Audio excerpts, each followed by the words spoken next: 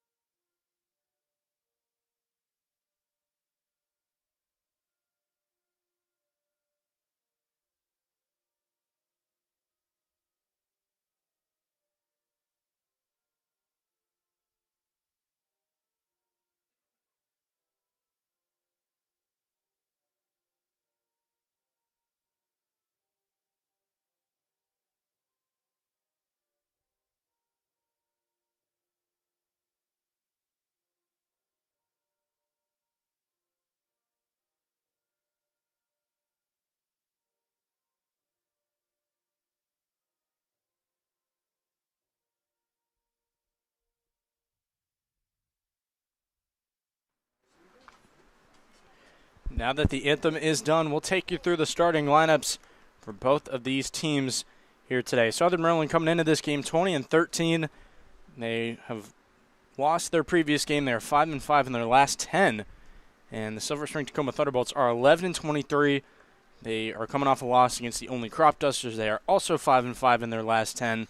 So some teams looking for wins today. T-Bolts will take the field, and as I mentioned, we'll get you those starting lineups.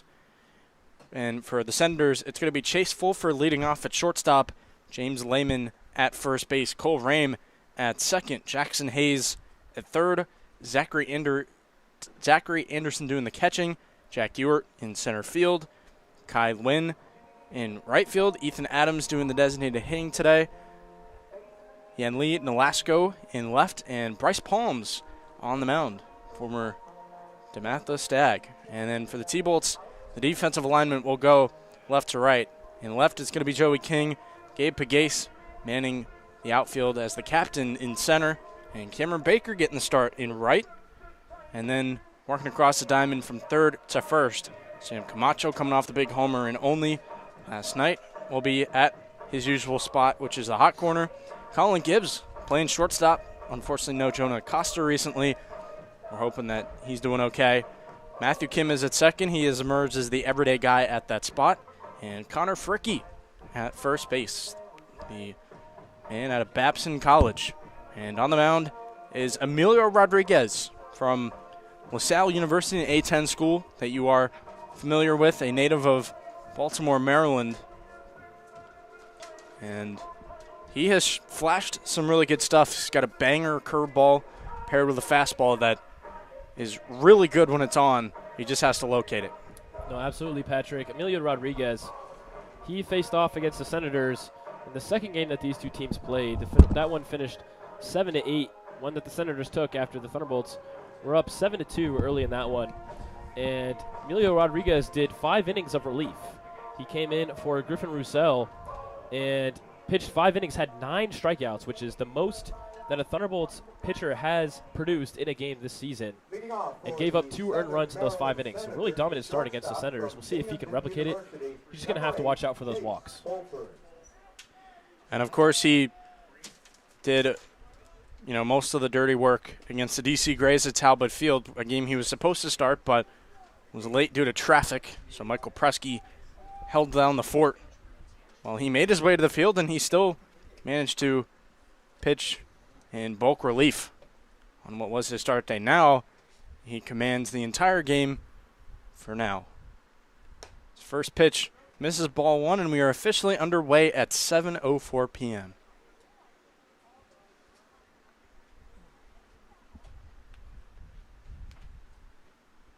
Next pitch from Rodriguez, swung on and missed for a strike to the shortstop, Chase Fulford. Rodriguez could be an absolute weapon with the stuff that he has at the top of this T-Bolts rotation. We've seen the best out of him, and that pitch misses for a ball. That's a good miss right there from Rodriguez. Just missing, and that's one that you'll be happy with if he can land that every time. Fulford, the infielder out of Binghamton University, pops one up. Connor Fricke getting on his horse. Joined by Cam Baker en route to the baseball, but it lands foul. Chase Fulford, he's played plenty of games, 29 this season, with a .346 average, .500 on-base percentage. This is a guy that gets on base better than almost anybody else. 22 walks on the season. Definitely a great leadoff guy for a Southern Maryland team. He's in the hole. It's a 1-2 count to the leadoff man from Rodriguez, and the next pitch misses high, ball 2.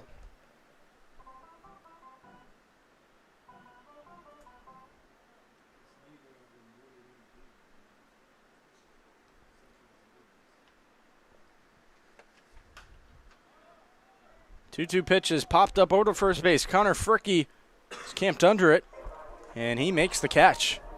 Route number 1 on the native of Jameson, Pennsylvania. Batting for the Senators, the first baseman, number 4 from Xavier University, James Lehman. Now it's James Lehman's turn after Rodriguez collected the first out of the inning.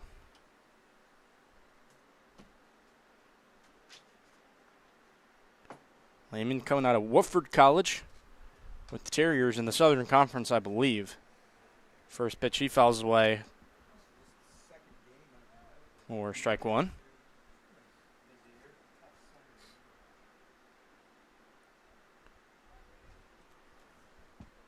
Lehman has appeared in 91 games with the Terriers up to this point. That pitch misses for a ball.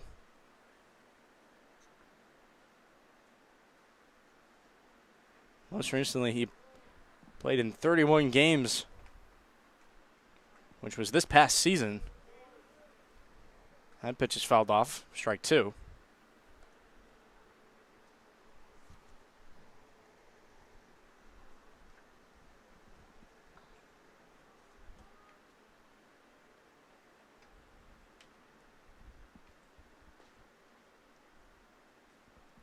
Holds a career .307 average in college. That pitch misses ball 2. His breakout season came in 2025 when he hit .369. And with a .493 on base. And that one just misses off the outside part, ball 3. Liking the placement so far from Rodriguez. The strikes haven't been coming yet, but these misses aren't missing by much. He's hanging around the zone, and you'd like to think at some point it's going to pay off. That one misses ball 4. Yeah. So there was no erratic pitches, as you were talking about in that at-bat. Anything that was called a ball was arguably a borderline call. Yeah, I think you got to adjust to the strike zone now. You've seen a little bit of a idea of what the ump at home is going to call, so you got to make sure that you adjust and see if you can keep moving forward. That home plate umpire is Adam Trader, joined by Dave Turbide at first and Stephen Hand at third. That is our umpiring crew for tonight. And you make a great point. You got to be able to adjust to the zone, whether you're a hitter or a pitcher, exploit it, manipulate it however you need to. That pitch is in there, strike two. Yeah, back-to-back nice pitches. It was the curveball, and then the fastball right by him. Great setup on third hitter here in Cole Ram. The 0-2. That's fouled off. Ram coming out of the University of Richmond. That would be another school you're familiar with in the Atlantic 10. Native of Henrico, Virginia.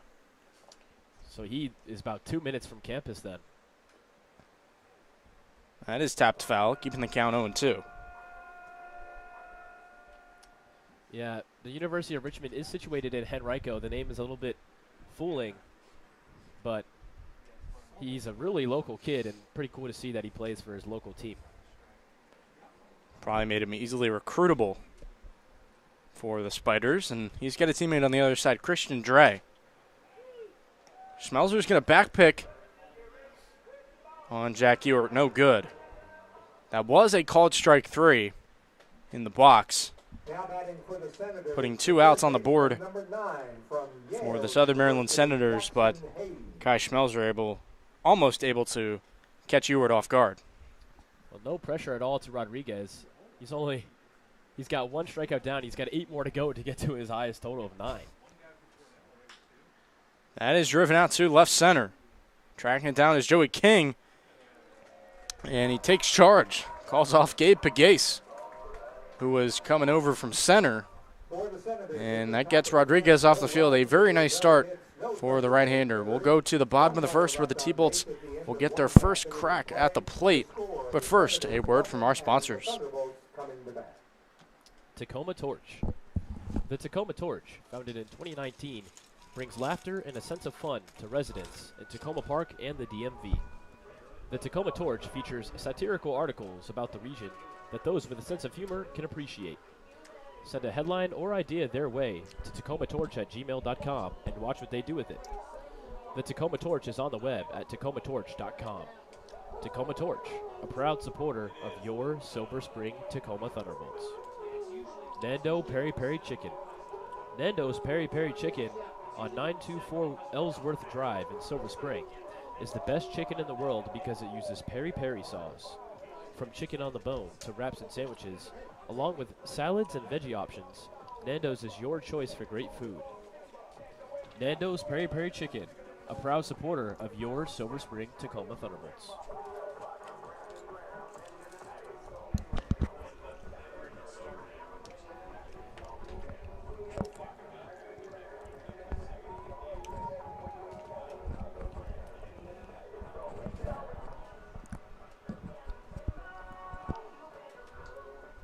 The T-Bolts offense ready to do some damage.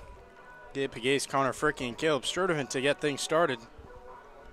They'll be facing Bryce Palms. Pretty cool for me. I forgot that Palms was a senator. I went to high school with him for 3 years. He's now at Youngstown State with the Penguins. Got to be one of the best college mascots. It's my favorite animal, actually. Yeah, it's a great animal. Got to love the Penguins. But Palms has been a starter. He was a two-way player in high school. I remember watching him on the mound and in the outfield. So he has that background, and it seems like he and Calabrese chose to stick on the pitching side, though both of them graduated in the same year. Palms has made 5 starts for Southern Maryland, 6 total appearances. He's 2-2 in the record column, 18 2/3 innings, and 20 strikeouts. So definitely some impressive numbers that he's put up. Last time out was in a 16-5 loss against the Gaithersburg Giants, where he only threw 1 1/3 innings and struck out 3. Well, that strikeout rate looks really nice. And for the Thunderbolts to be able to stick against Palms, they're going to have to make sure they hold back the swings for strikeouts as they lead the league in strikeouts per game. Well, the T-Bolts are certainly helping themselves out because this lineup is entirely right-handed. First pitch is sailed by Palms for ball one. Gabe Pagase, one of two T-Bolts All-Stars, him and Christian Dre, were there representing the T-Bolts for the Ripken League against the Valley League. It was an interleague All-Star game this year. Next pitch misses ball two. But Pagase, he looked great in that game. He went 2 for 2, did a little bit of everything. Held down his position of center field as the starting center fielder. And now he's up in the count 3-0.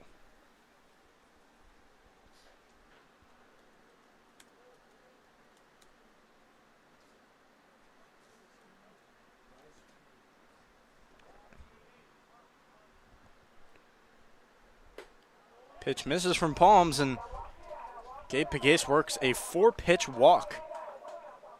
That's how you want to get the night started if you're the T-Bolts. And now Connor Fricke's got a chance with a runner on base. Yeah, Gabe Pagase in that leadoff spot, a guy that when he gets on, he moves.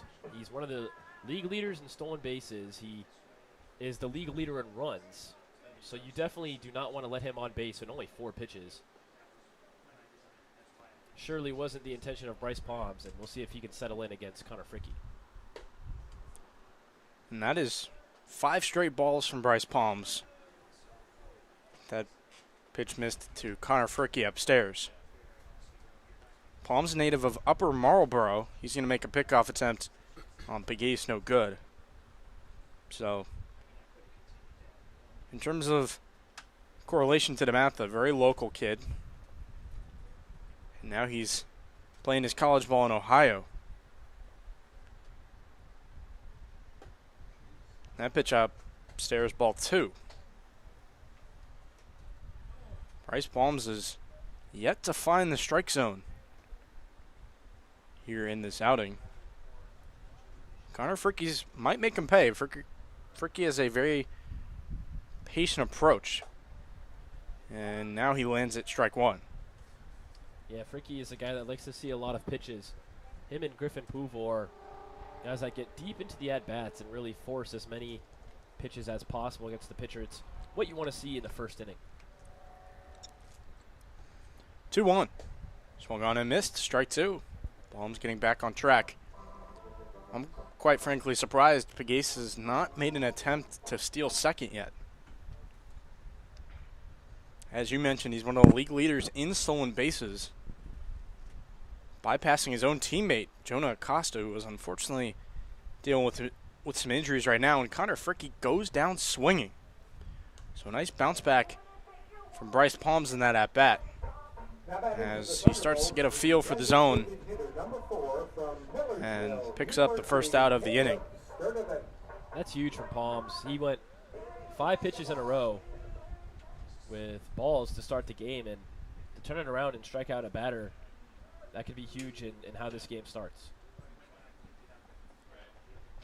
Next man up, Caleb Sturdivant out of Millersville University. Now we might see Pagase take off. You never know. But it is harder to get that look against a lefty. And right on cue, takes off for second, and that throw was really good from the Senators catcher, Zachary Anderson, but Pagase beat it. And yeah, Gabe Pagase, he was able to slide and get there as soon as he could, but if he was just a second slower, he would have been gone. A bang-bang play at second. Next pitch misses upstairs, ball 2.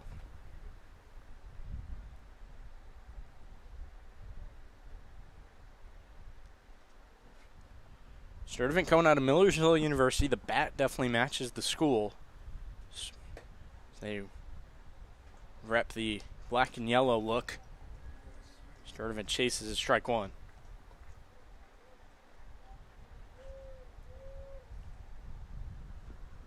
And we got some, I know you're going to love this, Brian. We got some Penguin love in the chat. So many Penguins.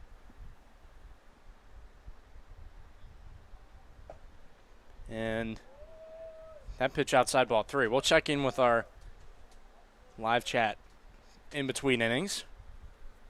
Caleb Sturtevant takes ball 3.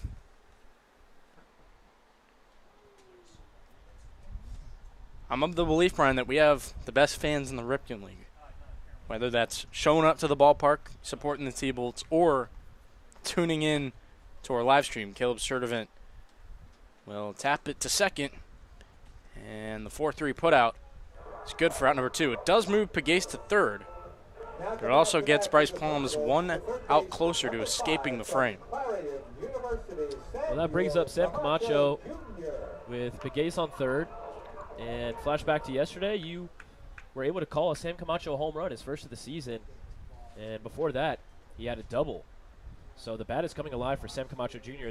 The defense has already been there, but he's been making some Golden Glove plays at third. I was going to say, if you weren't going to say it, I was. Sam Camacho has manned the hot corner as well as anybody that I've seen in the Ripken League. He took ball 1 upstairs just now. I mean, he can just dive to his glove side, play the tough hops. That's what he was doing, and only yesterday it was a fantastic performance for him individually, despite the 8-2 loss. And he takes ball 2. What Camacho does so well is he's, once again, kind of like Connor Fricke, a patient batter. And he had drawn so many walks when he wasn't able to get that bat going. But now that the bat's going, it's so much more valuable. Swung on and missed strike 1. You know, if a guy's not hitting necessarily, you want to see the patient approach and putting in good at-bats, even if you're not getting the results you want. You know, you're still giving it all you have, as that's tapped foul, evening up the count at 2-2. And as I like to say, deuce is wild. This is the biggest bat. This is the biggest at-bat in a young ball game. This could be huge if the Senators come out to a 1-0 lead and the Thunderbolts aren't able to convert here.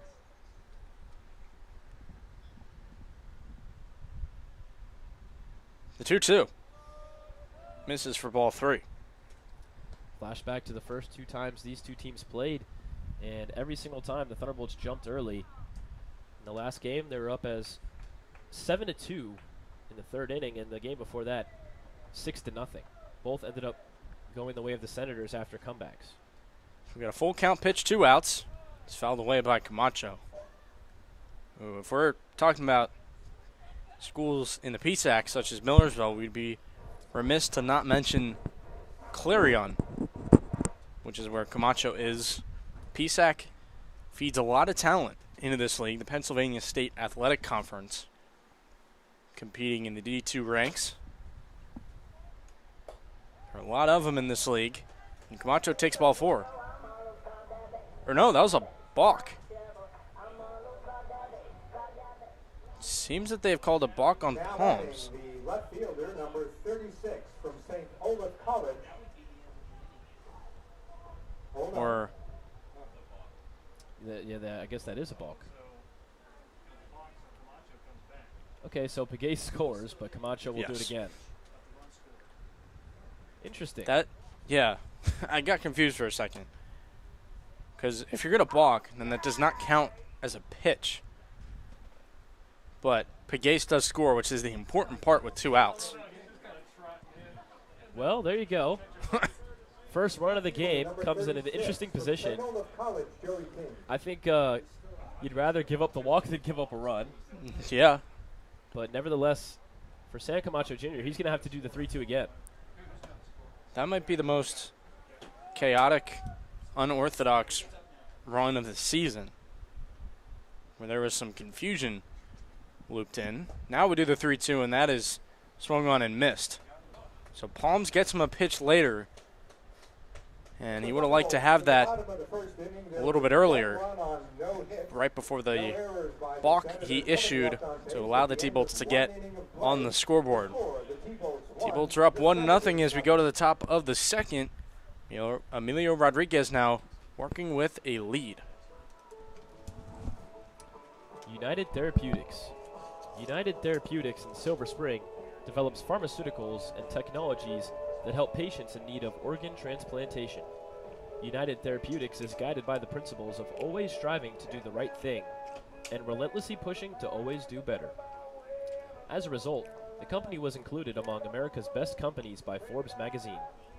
United Therapeutics in Silver Spring is a proud supporter of your Silver Spring Tacoma Thunderbolts. Parkway Deli.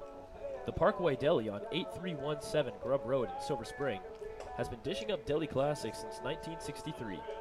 The Parkway Deli is a family business, and their family loves to bring great food and service to yours. The Parkway Deli is open 7 days a week, 8:30 a.m. to 9 p.m. Monday through Friday, and 8 a.m. to 9 p.m. Saturdays and Sundays. The Parkway Deli on 8317 Grub Road in Silver Spring, a proud supporter of your Silver Spring Tacoma Thunderbolts.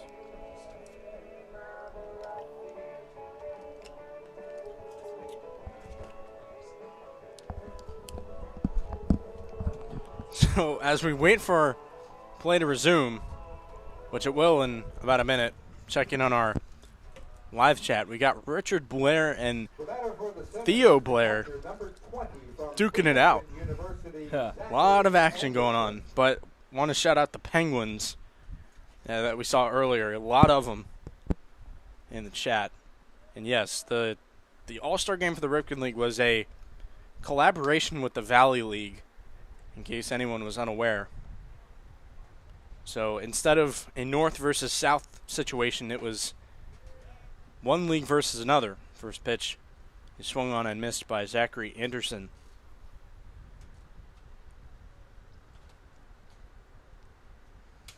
We love the activity in the live chat. Please keep it up. We encourage it. Love seeing our fans get excited about the games and such. And Emilio Rodriguez has him on the ropes, 0-2. He's hunting these batters so far.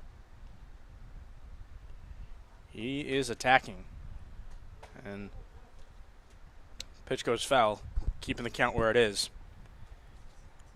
You don't want to jump the gun on this, Brian, but from what I've seen so far, Rodriguez just has more confidence in putting his stuff within the strike zone.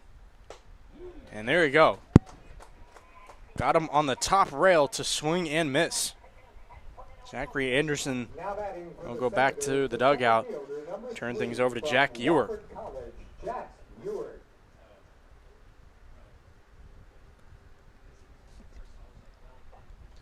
So to me, there has been a clear adjustment that's been made by Rodriguez, as that first pitch is high ball one. Yeah, with how well he performed last time out against the Senators, I'm happy to see that he's continuing on, and no base runners so far.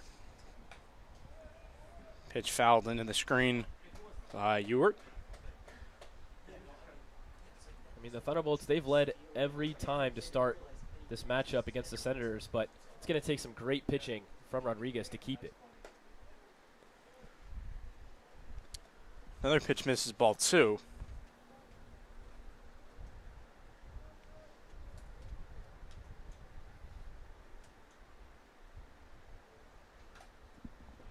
As that is fouled, evening things up at 2-2 against Jack Ewert.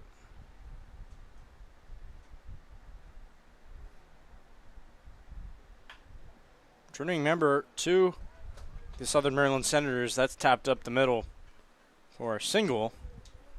So the Senators now have a chance to get back in this game if they're able to bring him around. That one just hit in the perfect spot. Rodriguez had all of his momentum swinging towards his left side, and the ball went to his right side after he just finished pitching on that side. So not really a chance for him to go get that one, and it was perfectly placed. Now it goes to Kai Lewin, getting the start in right. And hey, Matthew Kim now has a counterpart with, oh no, never mind. Those are batting gloves. Oh, yeah, they're just gray. Yeah. I thought he wasn't wearing batting gloves, but they perfectly blend with the bat handle. If you want to talk about a counterpart, though, he shares a first name with Kai Schmelzer, who's right next to him catching. Kai Nguyen and Kai Schmelzer. Kai on Kai. It's tapped over to Fricky. They can turn 2 here. 3-6, almost, and they got it. Connor Fricky completes the double play. 3-6-3. Go the T-Bolts in the field. And a very nice defensive showing. 2 pitches, 2 outs on 1 pitch. We'll go to the bottom of the second as the Senators' potential rally was quickly stifled.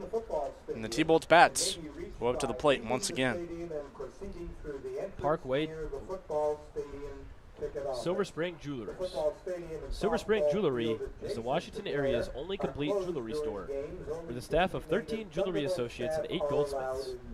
Now in 3 locations in Takoma Park, White Oak, and Silver Spring. Family owned and operated since 1971, specializing in diamonds, custom engagement rings, repairs, engraving, and cash for gold. Go to silverspringjewelers.com for more information. Silver Spring Jewelry, a proud supporter of your Silver Spring Takoma Thunderbolts. Sky Point Federal Credit Union. Sky Point Federal Credit Union. They make banking simple. Sky Point believes banking should be easy to understand, personalized, and focused on making the community a better place. Whether opening your first account or planning for your future, Sky Point has the financial tools to help you hit it out of the park. Sky Point Federal Credit Union. They make banking simple. Visit Sky Point's branch in Silver Spring. More at skypointfcu.com. Federally insured by NCUA and an equal housing lender.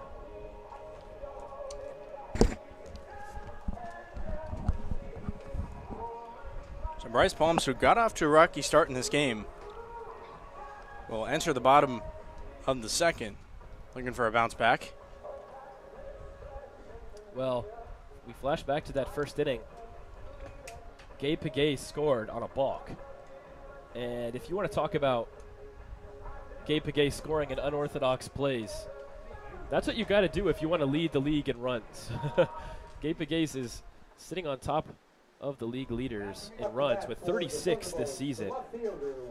Now at 37 with that run, 4 ahead of Cal Johnson in second. He creates runs by himself sometimes. And I have to ask, I'm seeing Richard Blair in the chat hype up the black and yellow. There has to be some connection to Pittsburgh maybe, or Millersville. I mean, you mentioned Penguins, so I think maybe. That's Oh, what it could be they're the talking Penguins. about. Yeah. Yep. I mean, Pittsburgh's got the song Black and Yellow. First pitch to Joey King, who goes to a school with the colors black and yellow, St. Olaf's. How about that segue? This is what we get paid the big bucks to do. Segue. 1-0 on Joey King. He will take strike 1. And even though Joey King goes to a D3 program up in Minnesota, he is a local kid. Went to Winston Churchill High School. The high school of recently drafted Chris Hakopian, who played for the Big Train before he entered college. Next pitch to King, misses ball 2. Joey King looking for a hit here that would break him out of a 0-11 July spell. Then again, though, he's been seeing it well. He's got 5 walks this July, and his on-base percentage is still over 300, although he hasn't gotten a hit this July.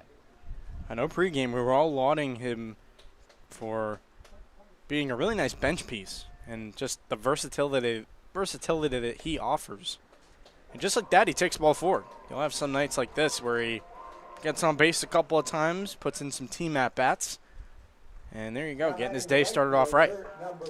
Yeah, once again, he is still getting on base regardless of the struggle of not necessarily putting it through for a hit. And when your OBP is still over 300 without being able to get hits, it doesn't matter how you get on base. It's just as valuable.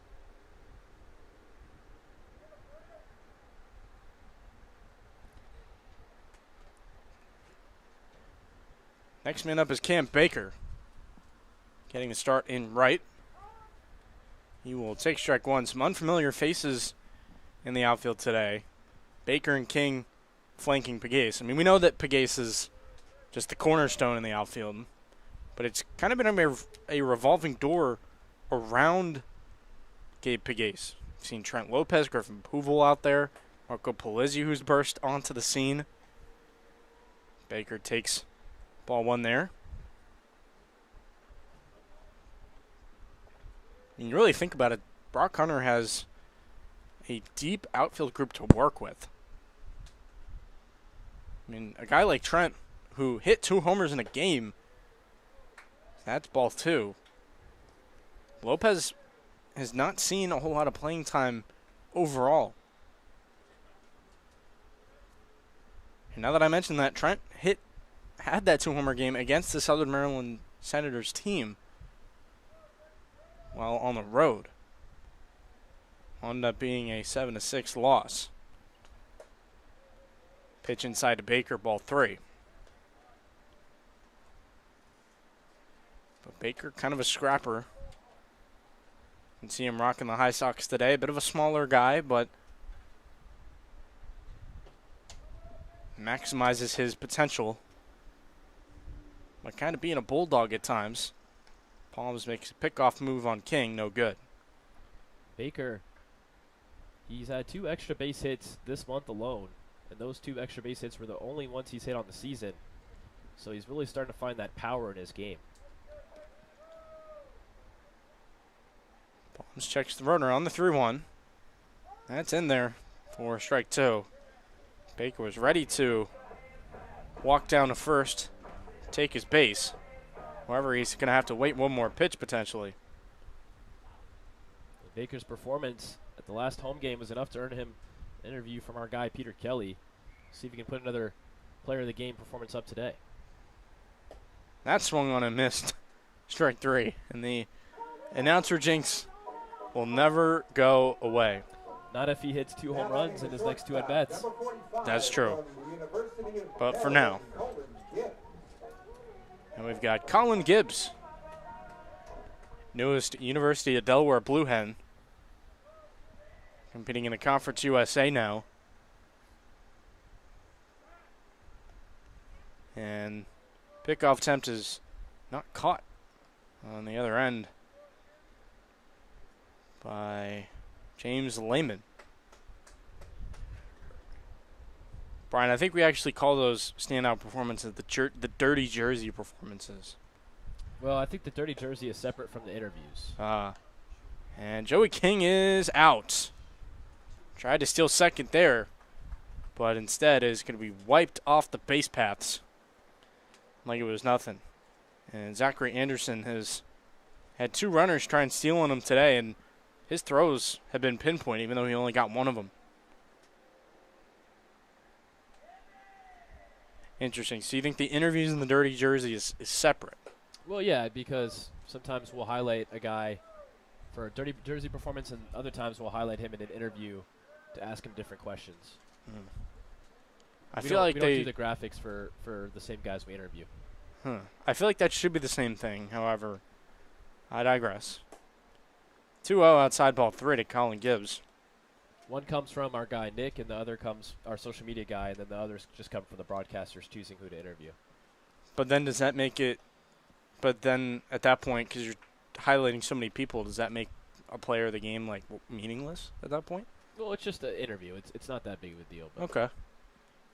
That's upstairs ball 4. So Colin Gibbs takes a 4-pitch walk, and what was a WCAC at bat there.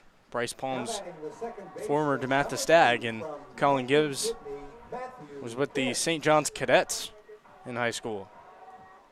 Matthew Kim is not in that inner circle, but he will be taking his at-bat here. Matthew Kim had a couple of performances where he was able to lead off and get to that top of the order. And honestly, this might sound bad, but I mean this in a positive way. I think he does best. He does the most damage when he's hitting in this bottom of the order, because it really feels like he's in that extension that the Thunderbolts need between the gap of the bottom of the order and the top of the order. He always produces at these 8 and 9 spots. I don't think that's a slight at all. I mean, I'm listening to my, favorite baseball team's manager in the Baltimore Orioles, Craig Albernaz, really values the bottom of the order and how it can just lengthen the lineup that much more. And I think you make a great point. I mean, Matthew Kim fits perfectly, in the 8 or 9 spot where he can just flip that lineup as a veteran. He has the feel for what needs to be done top to bottom. He'll take strike one there, but Matthew Kim can be a really productive player at the bottom of any order. And on the topic of high schools, he went to Langley High School, native of McLean, Virginia. Pitch misses for ball one, evens up the count.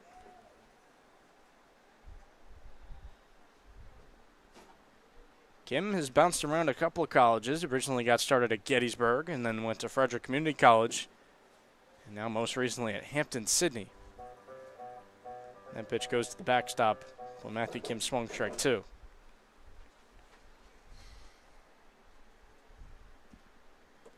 So now I guess I'm on WCAC watch today. I've already established that, so I'm going to have to keep my eye on players that played in my high school's conference. That pitch misses inside to Matthew Kim, ball two. Kim's in that 2-2 count, and as of lately, the strikeouts have been an issue for him. I would love to see him just blast one up here for a hit. That one goes outside, ball three. Matthew Kim's worked it full. I mean, looking at the T-Bolts roster, I don't think anyone on here went to a WCAC school besides Colin Gibbs and Matthew Calabrese, who graduated the same year as Palms. And right as I talk about him, Palms steps off the mound.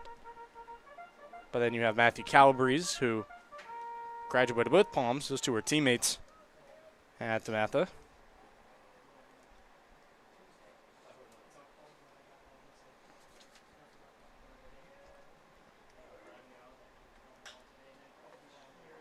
That is hit out to center field and caught for out number 3. So T-Bolts don't get a run across here in the bottom of the second, but they still lead this game 1-0 against the Southern Maryland Senators. We'll be back for the top of the third, but not before a word from our sponsors.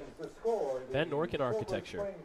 Ben Norkin of Ben Norkin Architecture at 7204 Trescott Avenue in Tacoma Park, Maryland, helps people turn their dreams into their new forever home.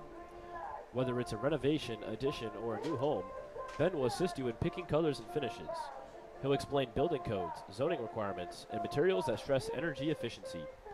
Ben Norkin of Ben Norkin Architecture at 7204 Trescott Ave in Tacoma Park, Maryland, a proud supporter of your Silver Spring Tacoma Thunderbolts. AFI Silver Theater. The AFI Silver Theater and Cultural Center in downtown Silver Spring presents the best in American and world cinema.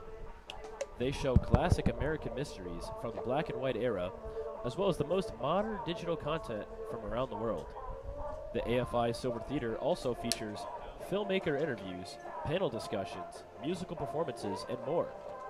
The AFI Silver Theater at 8633 Colesville Road in Silver Spring is a proud supporter of your Silver Spring Tacoma Thunderbolts.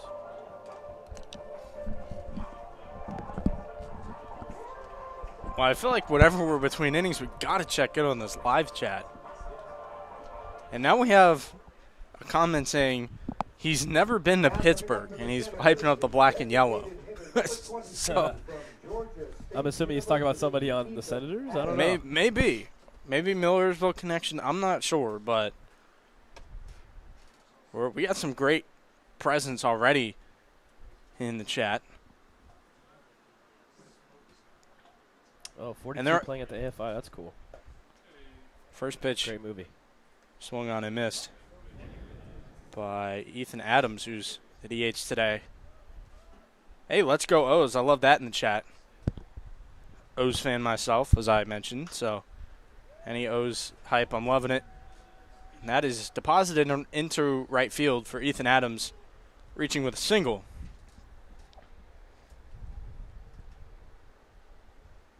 Oh, and 42 was playing. That's what you were talking about. Yeah. Yeah, that's a good movie, Jackie Robinson.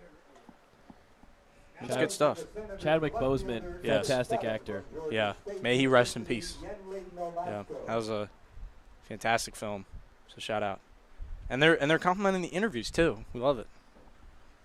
We love talking to players after the game, so we're happy that the fans are enjoying them. First pitch to Yanli Nolasco, who rounds out the order for Southern Maryland today. He takes ball 1. Next pitch, misses ball 2. When you talk about this Southern Maryland lineup, their top 3 guys not in today in the order, and Taylor Conlon, Nicholas Jackson, and Bud Coombs. Swung and I missed. Strike 1, and that throw kind of skips away from Furkey. He was not paying any attention to Kai Schmelzer, who wanted to throw down. Schmelzer, of course, loves to give the back pick a look. But thank goodness that ball didn't get far, or else Adams could have gotten a second and in the scoring position. And now you mentioned Bud Coombs, third DeMatha guy that I've talked about. So, yeah, four of the 5 top average guys on this Southern Maryland team not in the lineup today, and Conlon Taylor is hitting 500. Jackson Nichols is hitting 455, and Bud Coombs at 435. But you'll take it if you're the Bolts. that pitch misses ball 4. So now runners on first and second for Emilio Rodriguez. One of those top guys that is in this lineup, though, is Chase Fulford, who's coming up to bat right now. He's hitting 346, and as I said earlier, has a 500 OBP. Now Rodriguez is getting into some murky waters. Has to manage the traffic here in this inning. There's already some of it with no outs. First pitch to Fulford, misses ball 1.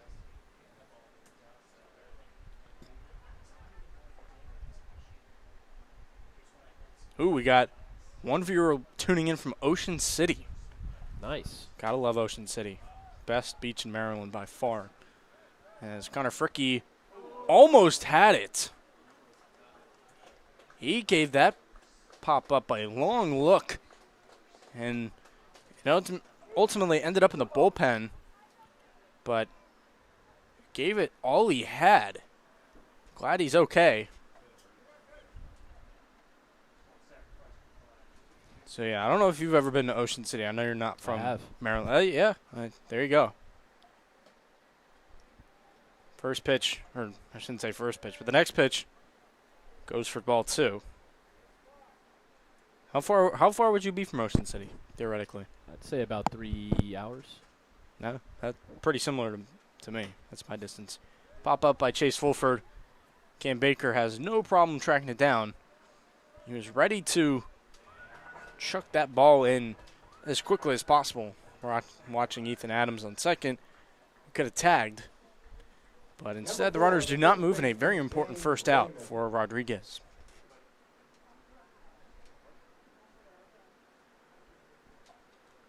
You gotta love the beach, though. Beaches, especially now in the heat, like you can get some floor space in Ocean City. That would probably be so nice. And the boardwalk, just walking up and down, hard to beat.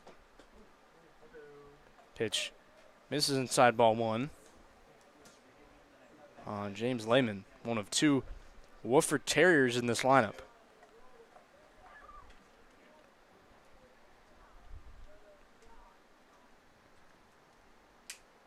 Runners on first and second. T-Bolts lead this game 1-0. Rodriguez misses with that pitch, ball 2. Yeah, a lot of these pitches just missing. It's unfortunate for Rodriguez. He's got to keep battling.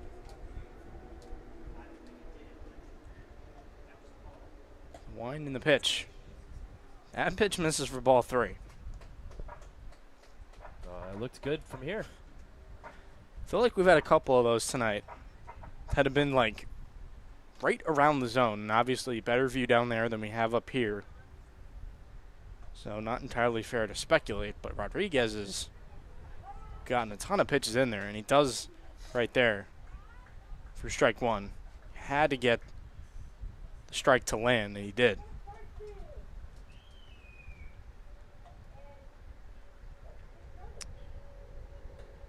Here, one outside ball 4. Ricochets off of Schmelzer's glove. Thankfully, it didn't really matter because everyone just moved up a base anyway. Now the bases are loaded with 1 out. You have to imagine the T-Bolts are looking for that double play ball. But with Rodriguez's fastball curveball combo, it's a little bit difficult. He is normally hunting the strikeout. And again, the walks just being an issue for Rodriguez this season. The stuff is so nasty from Rodriguez, and he just has to have a better job of do a better job of landing it, Patrick. It's tough because, as we were saying, some of those calls could have went either way. But looking at his season stats, he's got 16 walks coming in on 13 innings pitched, so over a walk an inning pitched. And then again, you look at the strikeouts, and he's got 18 to 11 innings pitched. So it's like night and day. The stuff is just electric. It's a matter of can he rein it in. First pitch, upstairs, ball 1. You have to imagine he'd be one of the strikeout leaders in the league if he pitched starting from the summer to the end of the summer, but he came a little bit later. A late addition, but a very important one. That pitch misses ball 2. Rodriguez, I mean, Ryan, if we had $1 for every pitch Rodriguez threw right on the cusp of being a strike, we'd have a lot of money in our pockets. And it's only the 3rd inning. Swung on and missed, strike 1.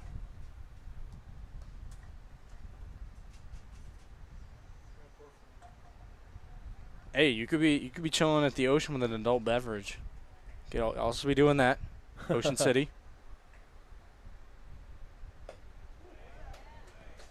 Swung on and missed, strike 2. Cole Rame in the box now, hitting 3rd as the second baseman.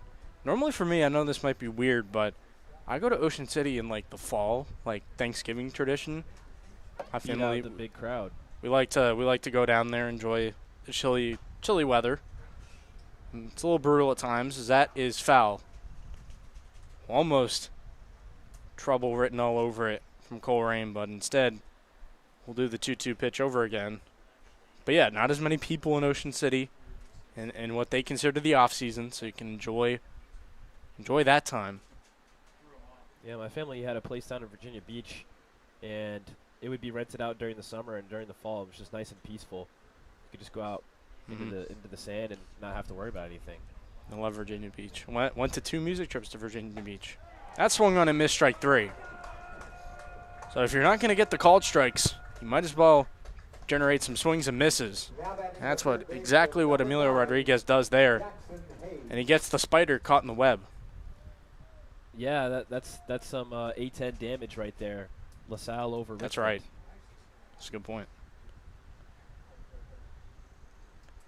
So a huge second out for Rodriguez. That pitch is in there for a strike. Well, the best thing about that last at-bat is he was landing those fastballs right by batters, and now he tries out the curveball on pitch number 1, and it just looks beautiful.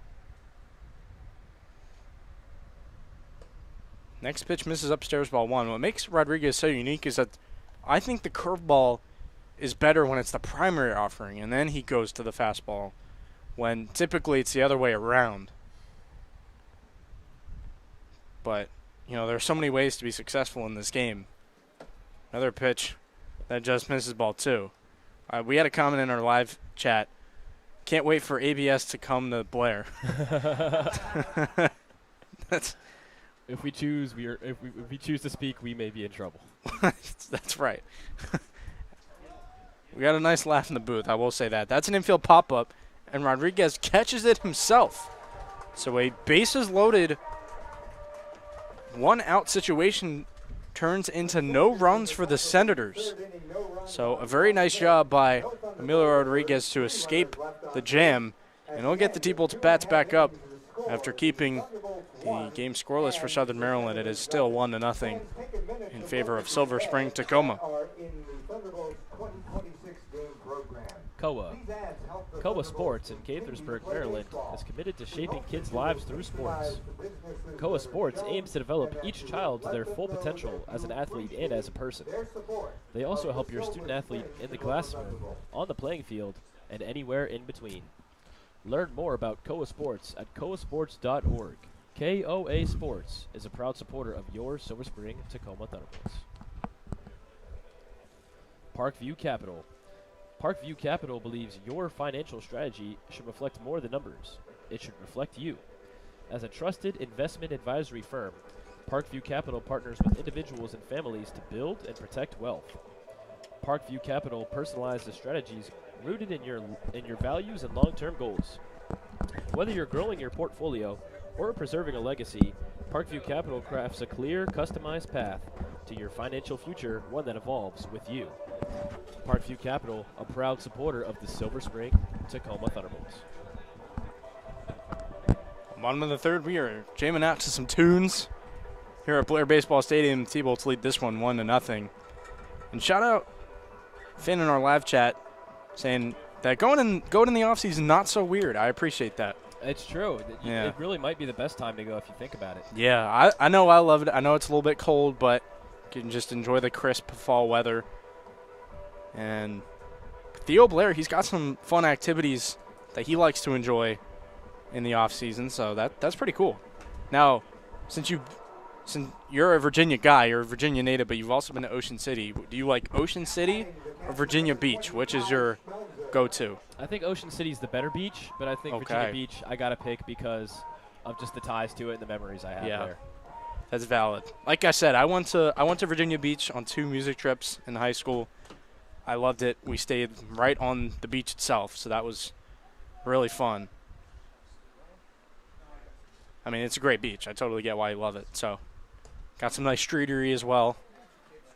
First pitch, outside ball 1 to Schmelzer. We had this place in Sandbridge, Virginia. It was right off the edge of Virginia Beach. It was beautiful. For sure. I mean, any beach is beautiful. That pitch misses ball 2 to Schmelzer, who's going to be enjoying the beach himself, going to Gulf Coast State College. Oh, that's nice. Yeah, going to school in Florida. That's probably a whole new ball game. No pun intended. And he's in a 3-0 count. Now, I know we both have Massachusetts connections, so you also have the beaches up there. They're very rocky, though. That's what's unique. Like, you have, I know, like, Salem, you got Salem Willows, and you got Marshfield. There, you got to climb some rocks. As Schmelzer hyped up on the walk. That might be the best at-bat he's seen this summer of just being able to chill out and relax. He saw four pitches, 4 balls. Yep. And not only that, but he's going to have a courtesy runner in for him as well. So yeah, he's like, yes, I get on base, and I'm able to put my catching gear on with no issues. He can just kick back and enjoy the good vibes as if he's on the beach. He's going to have Marco Polizzi as his pinch runner. So Polizzi, who I mentioned in the outside of this broadcast, first pitch to Gabe Pagase, is in there for strike 1. But Polizzi, who I mentioned in the outfield conversation, he is the designated runner today. 0-1 to Gabe, outside for a ball. And in case you're unfamiliar, I always like to explain it, that the Ripken League incorporated a new rule for catchers and that they can have a designated runner throughout the game. You establish that player if you choose to do so in advance of the first pitch. And that is in there for strike 2. And Polizzi is that guy tonight, and if he has to enter the game as a sub, the T-Bolts lose the ability to utilize a designated runner. So Pagase goes the other way. That is going to fall for a base hit. You cannot get Gabe out. Nice job there from the man out of Lynchburg, putting runners on first and second with nobody out. This guy just does it all. I mean, we thought that we wouldn't be able to see a unique run from Gabe Pegues after all we've seen, and he got home on a balk earlier today, and now he's back on base once again, just doing his job. Oh, yeah. I mean, he created a run in Metro South County, basically. Swung on a miss by Connor Fricky for strike one. I mean, Pegues can just do it all. He can steal. He can, be aggressive. I mean, there aren't enough things you could really say about him. And a great dude as well. Just talking to him in some post-game pressers and, catching up with him at the All-Star game. Connor Fricky now in a 1-1 count. So Pegues is going to do some great things. I mean, he's only a rising sophomore. He's got 3 more official years in college. Fricky takes strike 2, although I don't even know what the college, guidelines are anymore. It's just you got all the NIL, the eligibility rules. I mean, it's hard to keep up with sometimes, but the 1-2. Outside for a ball. I mean, what I'll say is that Lynchburg's going to have to they're going to have a really good O-line to protect D1 schools from recruiting Gabe Pegues. This guy's got the talent. For sure. Pitch goes outside, running the count full. So, yeah, Lynchburg is a D3. Currently where Gabe Pegues resides. But, as Brian said, he could be well on his way to bigger and better things in the future. No shot at Lynchburg as Fricky takes ball 4. Bases are loaded via 2 walks and a single. And there is no better time to get a run across the plate. 1-0 is the ball game, and as well as Rodriguez has pitched, you want to give him some help. 1-0 is enough for the lead, but it's not enough to feel good about. And you really think about it, how important it is for the T-Bolts to have more pitching, considering that we've heard Christian Dre might be done for the summer, hit his limit, whether that's innings or pitch count. And Dre's a D1 guy, so I totally understand. But that's where Rodriguez comes in. He kind of arrived in Silver Spring, Tacoma, middle of the season. And now he can really be a part of a late season push if he's able to put it all together. Pitching coach for Southern Maryland went out there to have a quick word with Palms, who is in his worst situation of the night.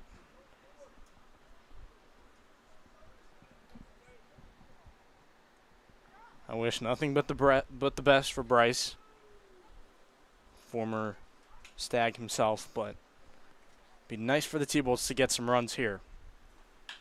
Sturdivant lines it over to third base, and it is off the glove of the third baseman, Jackson Hayes, and it scores a run. The runners go station to station, and we have got a 2-0 ball game.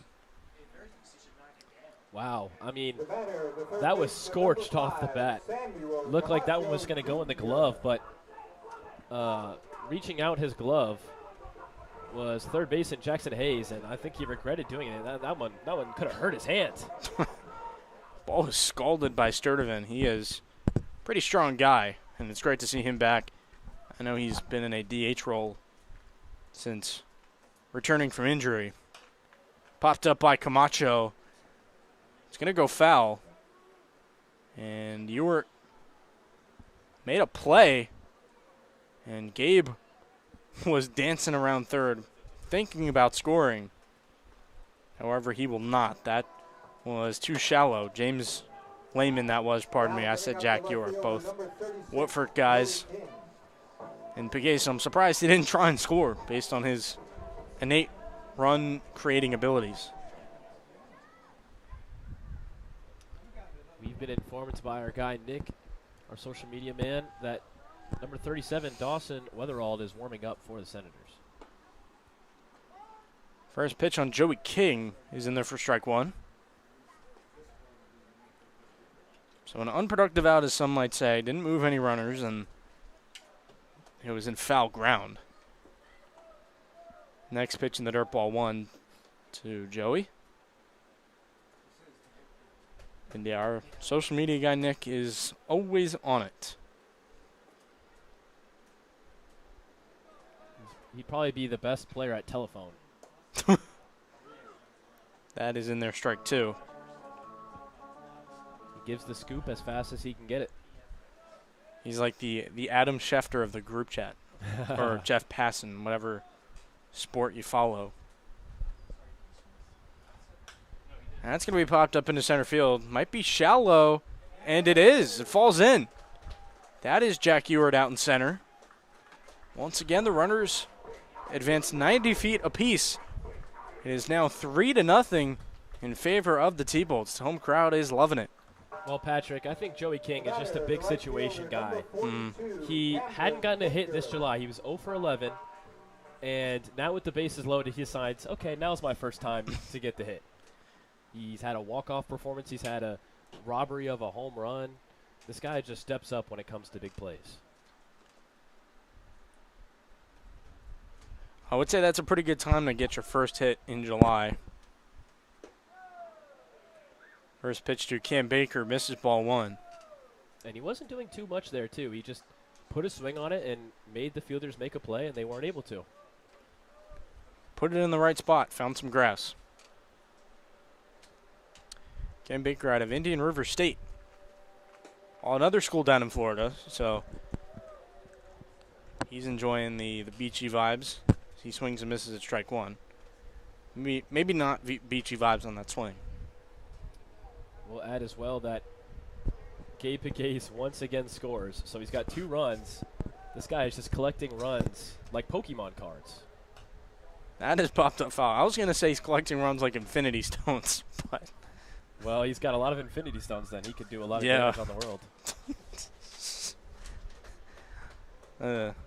I haven't even seen those movies, and I know, Marvel fans. It's a big deal. Well, if he snaps his fingers, he can wish for a grand slam right here. Maybe. Would have been sick if you called that, but that's inside ball 2. Well, when do I ever get that lucky, Patrick? That's true. You're the announcer jinx guy. We all suffered from announcer jinx this season. You might be the #1 victim. And there you go. Cam Baker lines it out to center, but it stays up for Ewart. Runner coming around, and Connor Fricky will score. So the T-Bolts manufacturing runs with the best of them here tonight as they make it 4-0. Well, you know what they say, Patrick. When you aim for the stars, sometimes you might just end up on the moon. If you shoot for a really high goal of a grand slam, you could still accidentally successfully fail and get a run.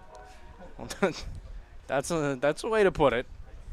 It won't go as an at-bat in the books for Cam Baker, given that it was a productive out, sacrifice flies. That one's popped up by Colin Gibbs. The shortstop gave way to Jack Ewart.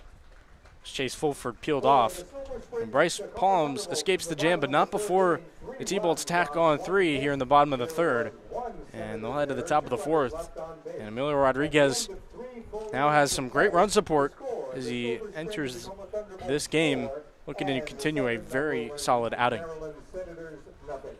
Finn Family Group. Dan Metcalf has long been a supporter of the Silver Spring Tacoma Thunderbolts. Now he's at a new location, the Finn Family Group of Perennial Real Estate. If you want to find that perfect home in the perfect community, the Finn Family Group is for you. The Finn Family Group believes in community, and they bring that sense of community when working with clients to find homes in the Silver Spring, Tacoma Park area. Call them today at 301-450-6999. The Finn Family Group, a proud supporter of the Silver Spring, Tacoma Thunderbolts. Athletic House. Athletic House on 18952 Bonanza Way in Gaithersburg is a promotional product distributor making mugs, pens, and t-shirts for advertisers. The Athletic House can supply your company with every possible promotional product from 3,000 suppliers. With so many ad specialties available, Athletic House can help leave a lasting impression with your customers. They will create long-lasting relationships with your clients. Athletic House, a proud supporter of the Silver Spring Tacoma Thunderbolts.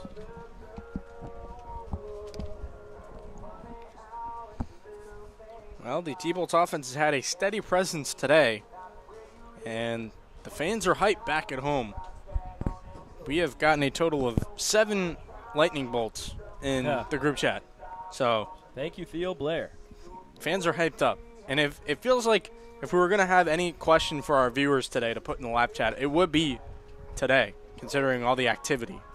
So do we have any questions that we could ask the fans so we can create some more interaction? Well, we tried to ask the players who they had winning Argentina, Spain, and the players didn't like that one very much. So maybe we'll have to come up with something else throughout the game. But if you watch soccer, give us your prediction of Argentina, Spain. That was tough. Nick tried, our social media guy Nick tried to kick that question into gear and instead had no interest from the T-Bolts. First pitch in there for a strike on Zachary Anderson. I'm not going to lie. I would have been right there with him. I have not watched the World Cup. I know you're a soccer guy, though, so I do respect it, all jokes aside, as Rodriguez jumps up in the count 0-2. And Rodriguez, if he can put down his first batter in 3 pitches, it'll go a long way here for his pitch count. And instead, I got to stop talking. it was way down low, ball 1. Yeah, you're not having a good night on the announcer, Jakes. But that's okay. You gotta redeem yourself at least one time. That pitch, outside ball or inside ball 2, inside of the righty. As good as it's looked so far for the Thunderbolts, you can't get complacent. Both games against the Senators, they had leads of over 5 that they weren't able to keep control of. And there you go. The curveball absolutely dotted where Rodriguez wanted it. And a beautiful strikeout pitch for out number 1. And keeping tabs on the live chat, I guess the joke's on me, Brian, because I'm getting made fun of for no cross sports love. So there you go. The players. I think that they're talking about the players. Or yeah, that could be true. Peel down to first base. No swing. So that one is ball 1 on Jack Ewart.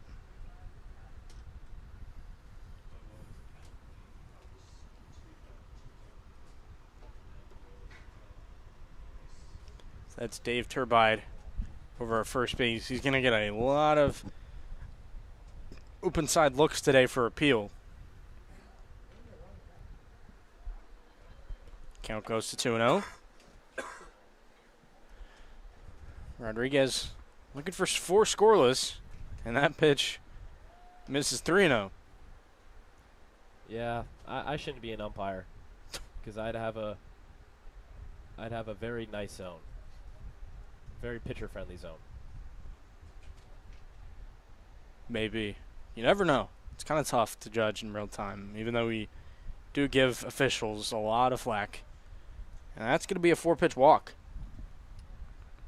I'm glad I'm not doing the job. Someone has to do it, but it's too much scrutiny in the world.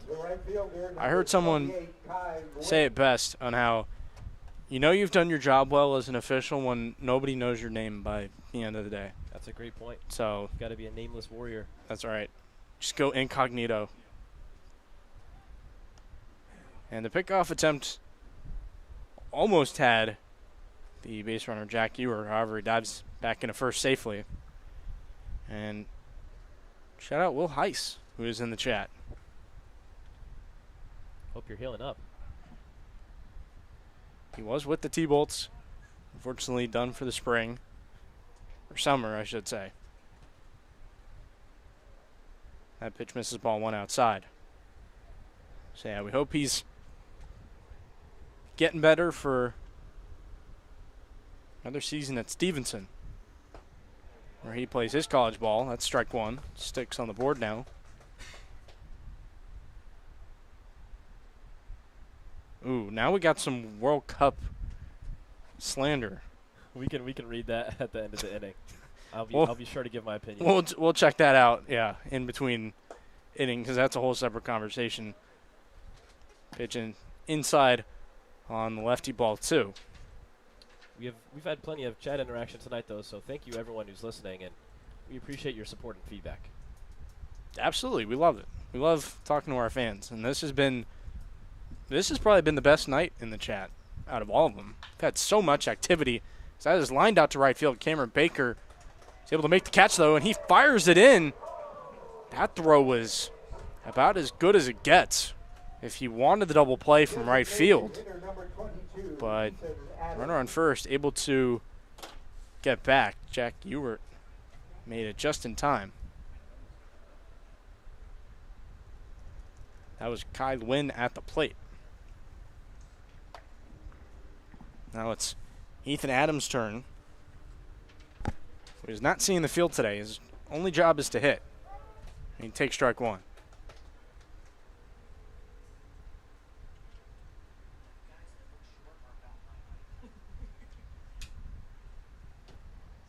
Don't worry, we love our short kings. That is grounded up the middle for Gibbs. He trips, but he still shovels it to Matthew Kim for out number 3. So even Colin Gibbs' type B plays are still getting outs. That is how good he is at shortstop. And he gets the T-Bolts off the field. A great start for Emilio Rodriguez so far, and he'll look to expand on it in the top of the 5th. And these T-Bolts bats, he'll go back to work. Radial Tire Company.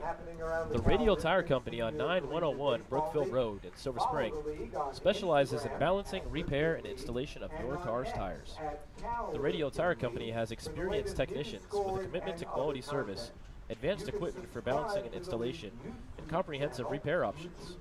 The Radial Tire Company on 9101 Brookville Road in Silver Spring, a proud supporter of your Silver Spring Tacoma Thunderbolts. Chuck Levin's Music. Chuck Levin's Washington Music Center at 11151 Veers Mill Road in Wheaton has been serving Washington musicians since 1958. Chuck Levin's is family run and is famous for instrument sales and its repair facilities for guitars, woodwinds, brass, strings, and electronics. Open Monday through Saturday from 10 to 6. Chuck Levin's Washington Music Center at 1151 Veers Mill Road in Wheaton, a proud supporter of your Silver Spring Tacoma Thunderbolts.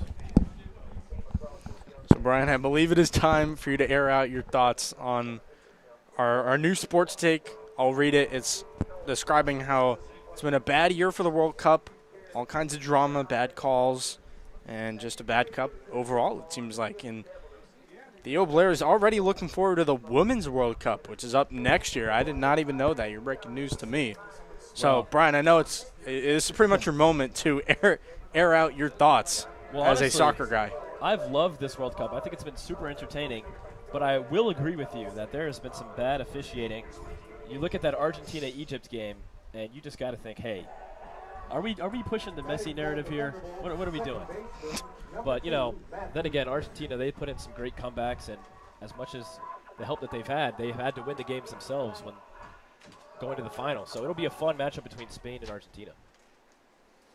we got a comment from our guy Grant, who's running the TrackMan tonight. They know ball, so you have become certified ball knowers, according to our guy Grant. Shout out the work he's doing. First pitch from Palms will miss for ball 1. That pitch is way inside to Matthew Kim, ball 2. And we actually have some agreement, Brian. We got a rough World Cup, all about Messi. So we're not getting some good spin-offs of what is supposed to be a globally exciting event. That is popped up to win out in right field. He makes that catch. Yeah, I've still had a blast watching it, but you could definitely tell that he gets a little bit of different treatment compared to other stars, for sure. Now, I'm a football guy, like American football, and I looked at the NFL memes post today. I'm all about that on social media. First pitch to Kai Schmelzer, swung on and missed strike 1. And they compared it to Patrick Mahomes. So based on what I've been hearing, that sounds very Mahomey. I hope I didn't summon Chris Collinsworth just now. Now here's a guy. Ball 1 to Schmelzer on that previous pitch from Palms. Palms has been working through, some tough traffic, and Kai Schmelzer not making it any easier. So some reverse announcer jinx, if you will. There you go. as Schmelzer reaches base with one out. How about Kai Schmelzer? I mean, he's really picked the bat up this latter half of the season. We've seen all of the defensive stops from him at catcher, but he had a 2-for-3 performance where he doubled and brought in 2 RBIs against the South County Braves, and the bat just keeps on rolling. He walked first time up, and now he singles. And we always talk about how advanced he is as a rising freshman in college, and the defense is so good. He can hold his own against some more advanced competition. First pitch to Gabe Pegues is swung on and missed. So Schmelzer is going to be way ahead of his peers by the time he gets to campus. And he'll be ready to work. I can guarantee you that. Next pitch is fouled off for strike 2 to Gabe. And one of the only ways to get Gabe Pegues out this season has just been to get him down on strikes. He's struck out in the top 5 on the Cal Ripken League this season, but other than that, he just is inevitable. As that is strike 3. Well, you didn't want to be right on that one. You spoke it into existence. So, tough AB for Gabe Pegues, out number 2. You keep doing that to our All-Star. I'm sorry. That's okay. And, yeah, we got the NFL loves them some Mahomes. They really do. And as a Ravens fan, I can attest to that. First pitch by Connor Fricke is fouled off. Getting some chat beef. we are getting some chat beef. Now we're haggling over a messy World Cup. Bryce Palm's nice pickoff move barely even moved his lower half. We can unite on how great the Thunderbolts have been tonight, guys. Yeah. This went to a negative place. But yeah, the T-Bolts have looked really good. Way to be positive. I like that. Ball 1 in the dirt to Connor Fricke, the native of Boulder, Colorado. I know our guy Sam was talking about potentially writing a feature story. Or no, pardon, this is Cam Baker. Jeez. Or no, it is Connor Fricke, my bad. Whoa, been a long day. That swung on and missed for a strike. And it'll be strike 3. So the inning will close. Bryce Palm is pitching well in the even innings here today, posting 2 zeros in the second and fourth apiece. And he's allowed his runs in innings 1 and 3. So we'll go to the top of the 5th. That is my last inning of play-by-play before I hand it off to Brian Alves. But first, he'll bring a word from our sponsors. Wild Bill Sports. Wild Bill Sports is all about travel baseball and fun. At Wild Bill Sports, travel baseball is a journey players take to develop skills, increase confidence, and grow with integrity both on and off the field. Wild Bill Sports also promotes community engagement and giving back. Contact Wild Bill Sports at wildbillsports.com. Wild Bill Sports, a proud supporter of your Silver Spring Tacoma Thunderbolts. Jay Hollinger's Waterman's Chop House. Jay Hollinger's Waterman's Chop House at 8606 Colesville Road in Silver Spring serves up Chop House classics, fresh seafood, Chesapeake Bay oysters, a raw bar, and hyper-seasonal local produce. It has one of the best bars in downtown Silver Spring, serving craft cocktails, beer, and wine. Jay Hollinger's Waterman's Chop House at 8606 Colesville Road in Silver Spring, a proud supporter of your Silver Spring Tacoma Thunderbolts.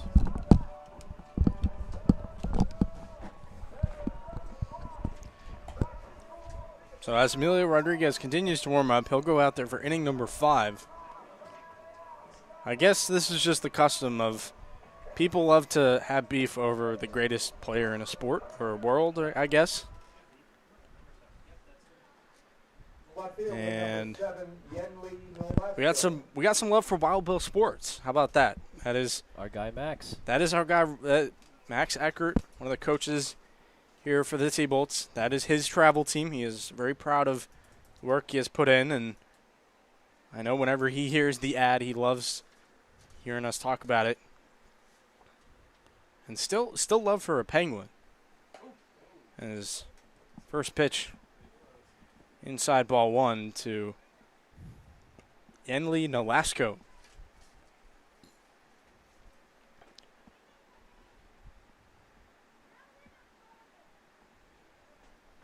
So we got some Silver Spring natives in the chat here who know their way around the area. That's ball 2. To Nolasco. Got some love for Jay Hollingers, but also a sister born on Grub Road. Swung on and missed for a strike.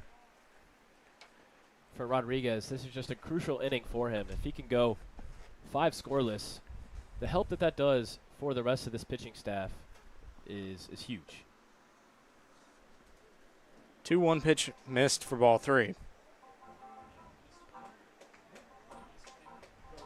And you're totally right, Brian. I mean, this bullpen has had to work extensively at times in ball games, and starters have some short outings and a big swing and a miss by Nolasco, strike 2. That's what Rodriguez has done best tonight, producing challenging pitches near the zone that hitters just haven't been able to catch up to.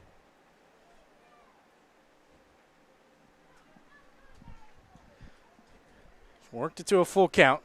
The pitch on its way is swung on and missed. Fastball blows right by him for out number 1, and T-Bolt Tinfield will throw it around the horn. Well, there we go. There's a nice little announcer's boost that I just gave. I'll take that. See, you did redeem yourself, like I said. So, And Rodriguez, he's just been getting Ks all summer. maybe you don't take the chance again on the announcer, Jinx. That's popped up into right center. Cam Baker, who ran in stride over to the baseball, makes the catch for out number 2. Nice job by the right fielder to secure it. Just like that, 2 outs down in this top of the 5th. And Rodriguez, whether he'll go another inning or whether this is it, this is huge stuff from your starter. But can't get complacent. That's how the Senators catch up. There's a strike. Great pitch into James Lehman. Chase Fulford was just at the plate for Southern Maryland. Next pitch misses, ball 1.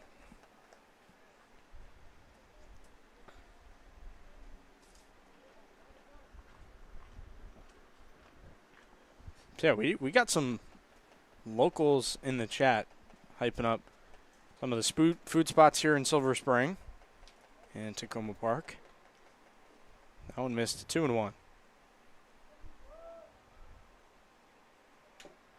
Rodriguez has thrown 70 pitches through 4 innings. That does not include the total number of pitches. Swung on and missed. Strike 2. Well, and James Lehman's been a tough guy to get out recently. 464 in the month of July, a 559 OBP. Rodriguez's 2-2 with the deuces wild is fouled off. In that stretch, he's almost 50% batting, 13 for 28 this month with 8 RBIs, 5 walks, 2 doubles as well.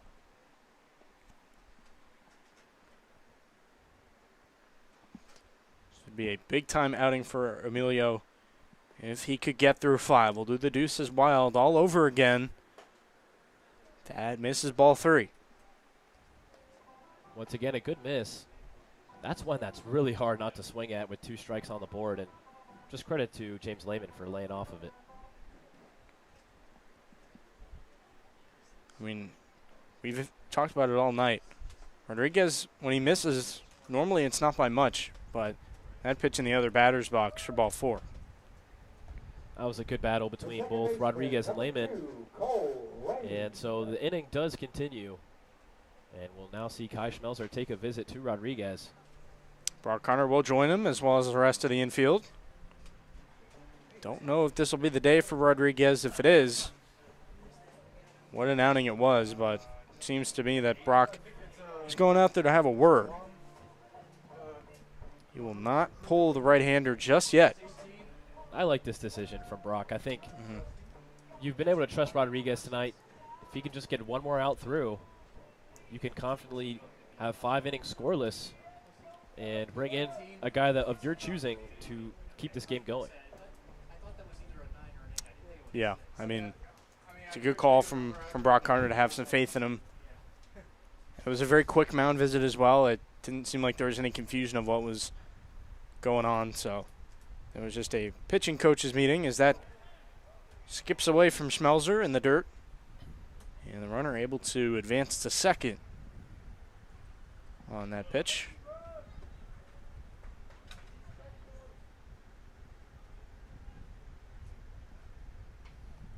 That was James Lehman scampering to second.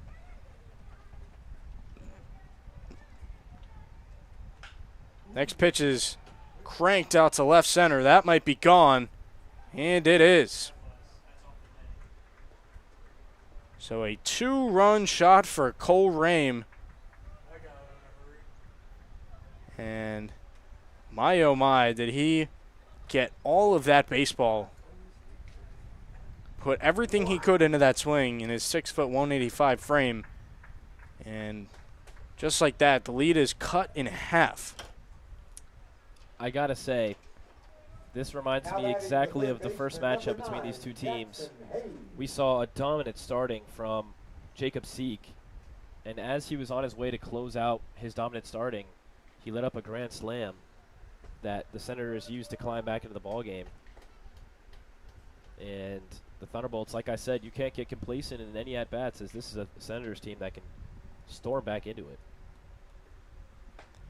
First pitch was a strike from Rodriguez. That one is inside on the next man up for the Senators, Jackson Hayes. That one misses ball 2.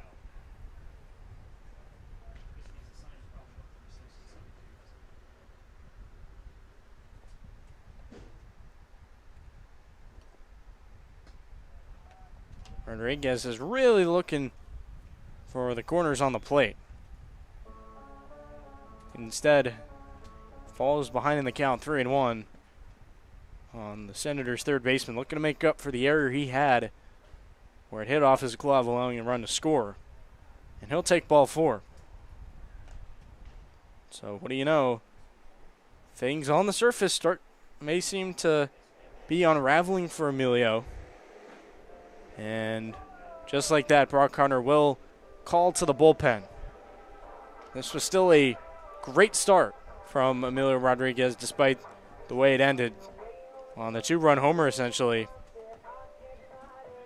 He should be getting a nice ovation as he leaves this game, and he will. A well-done job by the right-hander out of LaSalle University here tonight. He will still be on tab for Jackson Hayes, the runner on first base, but such a shame that Rodriguez couldn't finish this one out. His line will still be open, but tough decision for Brock Carter to make. I believe it is going to be the number 16 coming into this game. And it's Aiden Watts, the junior out of the University of Rochester, native of Bethesda, Maryland. He's looked pretty good this season in 7 appearances. Racked up a save, 10 1/3, 4.35 ERA, and 10 strikeouts as well. So he's had himself a nice summer overall. Last time out was against the Metro South County Braves on July 11th, where he threw in the 3-0 victory. That was the save, I believe, he picked up.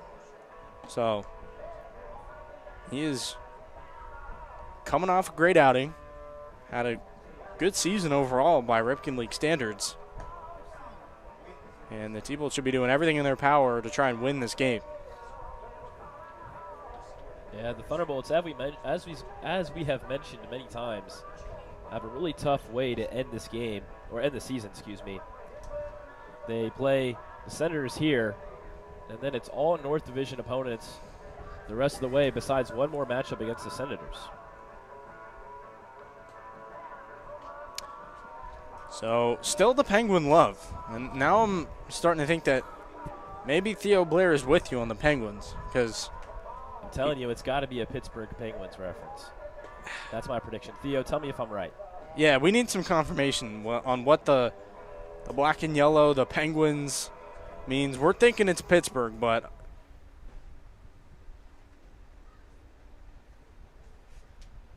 so we would love to hear the insight on the Penguin story and why we're hyping up the black and yellow. So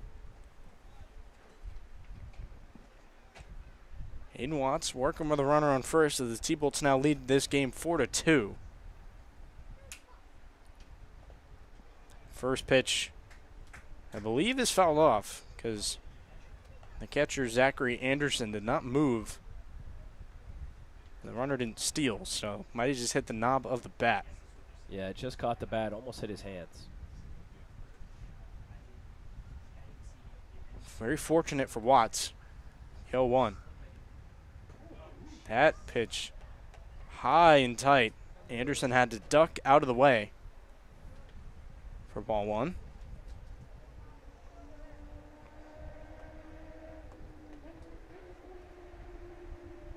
Watts, I believe, was with the T-Bolts last summer, because the name does sound familiar, and he was. He's a returning member of the T-Bolts. He gets the swing and miss.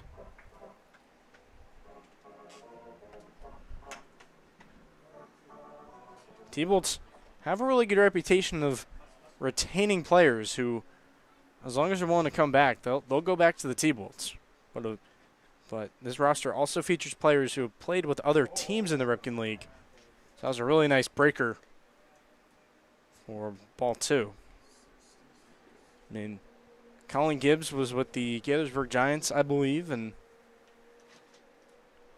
Brandon Brown played with Crop Dusters at one point. So some versatility, guys putting on new threads as well as the same ones they have for the past 3-4 years, such as Matthew Kim, and they got him picked off. That throw goes into center.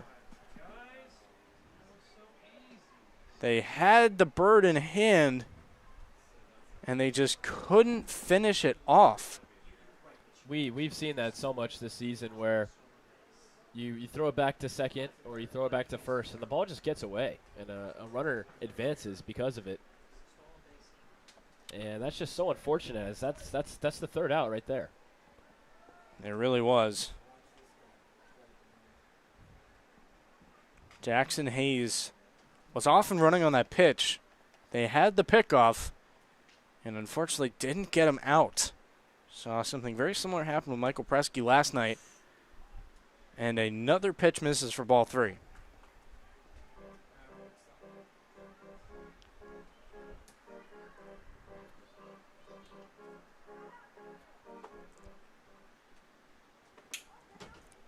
Watts trying to get this T-Bolts team off the field, and he does. Gets Anderson to freeze on the pitch on the outside part of the plate.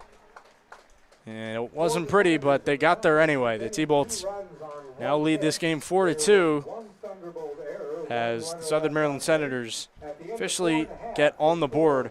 I'll turn it over to my partner Brian Alves for the rest of the game. But first, a word from our sponsors.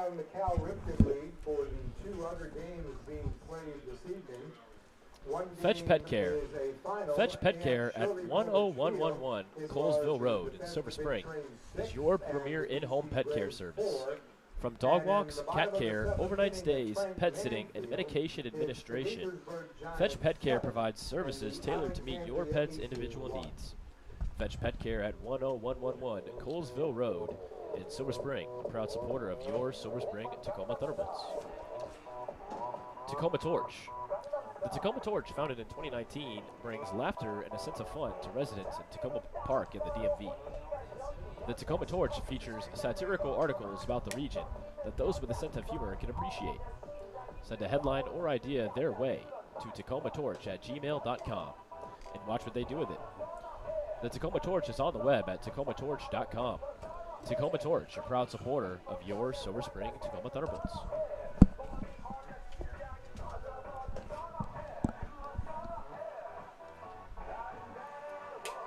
Back in for bottom of the 5th action. The Thunderbolts still lead this one 4-2, but the 4-0 lead cut into last time up for the Senators and a 2-run home run. The Senators, known for coming back this summer against the Thunderbolts, in the 2 outings they've had, the Thunderbolts have been unable to hold the lead.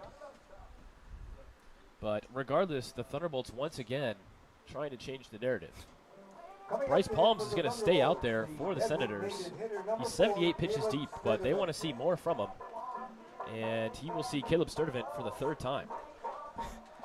So, Brian, it turns out we did overthink the whole Penguin thing because he's using the Penguin because Bryce Young is a Youngstown State Penguin. Oh, I guess he just really liked the Penguin emoji. So he kept going. That's where the Penguin support is coming from. Well, Sturdivant gets a piece of this first pitch of the at-bat. Going back and tracking it, it hits off the wall. Sturdivant is going to stand at second base with a double, and what a start to the inning. Bryce Palms stays out there for another inning of work, and Caleb Sturdivant immediately hits this off the left field wall for a stand-up double. And out comes the manager for the Senators. Yeah, I thought that one was going to get out. Caleb Sturdivant put a charge into that pitch. It was drilled out to left field. Bryce Palms nearly gave up a home run of his own after his teammate Cole Rame smashed one to a very similar spot. Instead, Sturdivant will be standing on second. I'm sure he'll take it either way for the extra base hit. And as you mentioned, Scott Middleton's going to make a pitching change here. Very short leash for Palms here in the bottom of the 5th. Well, just very interesting decision to keep him out there for another inning. He was 78 pitches deep. He comes out to start off the bottom of the 5th, and Caleb Sturdivant sends him back to the dugout as soon as possible. So Sturdivant was at the 3 spot, and at the 4, at the 4, Samuel Camacho Jr. will come up. Joey King at the 5, and Cameron Baker potentially at the 6 this inning for the Thunderbolts. But a big double, and the Thunderbolts are looming for another run. Well, they got to get some more on the board now. A 4-run lead turned 2-run lead isn't safe in the Ripken League, so you got to tack on some more runs. And, of course, for our guy Theo Blair, no more Penguin on the mound. The Youngstown State left-hander is no longer in this game, but, hey, we still love Penguins. So now pitching for the Senators is Dawson Weatherald. Number 37, Dawson Weatherald. He's been warming up for a couple of innings now, but staying out there was the pitcher Bryce Palms, but now his day is officially done. With the runner on second, we can't close the book on him just yet, but Bryce Palms gave up 4 earned runs and had a hit doubled to second base on the first pitch of the bottom of the 5th. But it'll be Dawson Weatherald to deal with Sam Camacho Jr. After him, Joey King, and then Cameron Baker. 4, 5, 6 for the Bolts with the 3rd spot standing on second. And Patrick, what are you looking for from these 3 guys with a new pitcher on the mound? Well, just keep the same approach. I mean, I think what the T-Bolts have done today has worked. I mean, they've worked some good at-bats and got runners on base, so just kind of stay the course. I mean, they got to get more runs on the scoreboard, as I mentioned. So that's kind of just the key in this spot. I mean, if Southern Maryland's going to creep back into this ball game, they've already walked off Silver Spring Tacoma. They can't today because they're the road team, but, you know, you got to get more runs on the board. Simple as that. So it'll be the job of Sam Camacho Jr. to drive in Caleb Sturdivant. He is going to be the first batter to face Dawson Weatherald. Dawson Weatherald, if we look at how his summer has been so far, he's made 10 appearances, has a 7.8 ERA, and he's been in charge of 2 saves. So he's pitched 12 2/3 of innings so far this summer, and he's been an active guy. And once again, on the first pitch of the at-bat, Camacho getting into this and going and making the play on the pop-up was the shortstop for the Southern Maryland Senators, and Chase Fulford, 1 out. Amazing that he stuck with it. It was kind of an old over-the-shoulder catch, and he managed to bring it in. So it was kind of hitting an awkward spot, and it was an awkward turn he made towards the baseball, but still secured the out either way. And Brian, I unfortunately have to report, the Penguin is retired for the night, so. That's okay. It's not retired in our hearts. That's right. First pitch of the at-bat to Joey King is outside for ball number 1. Joey King has had himself a night. He's walked and he drove in a run. This second pitch to King is swung on and missed. So King, a guy that was coming into the game with a little bit of a cold streak, has certainly had 2 great at-bats so far tonight. Caleb Sturdivant waiting patiently for someone to bring him in. Once again, swinging is Joey King, but again, not able to get a piece of it. Weatherald settling in nicely.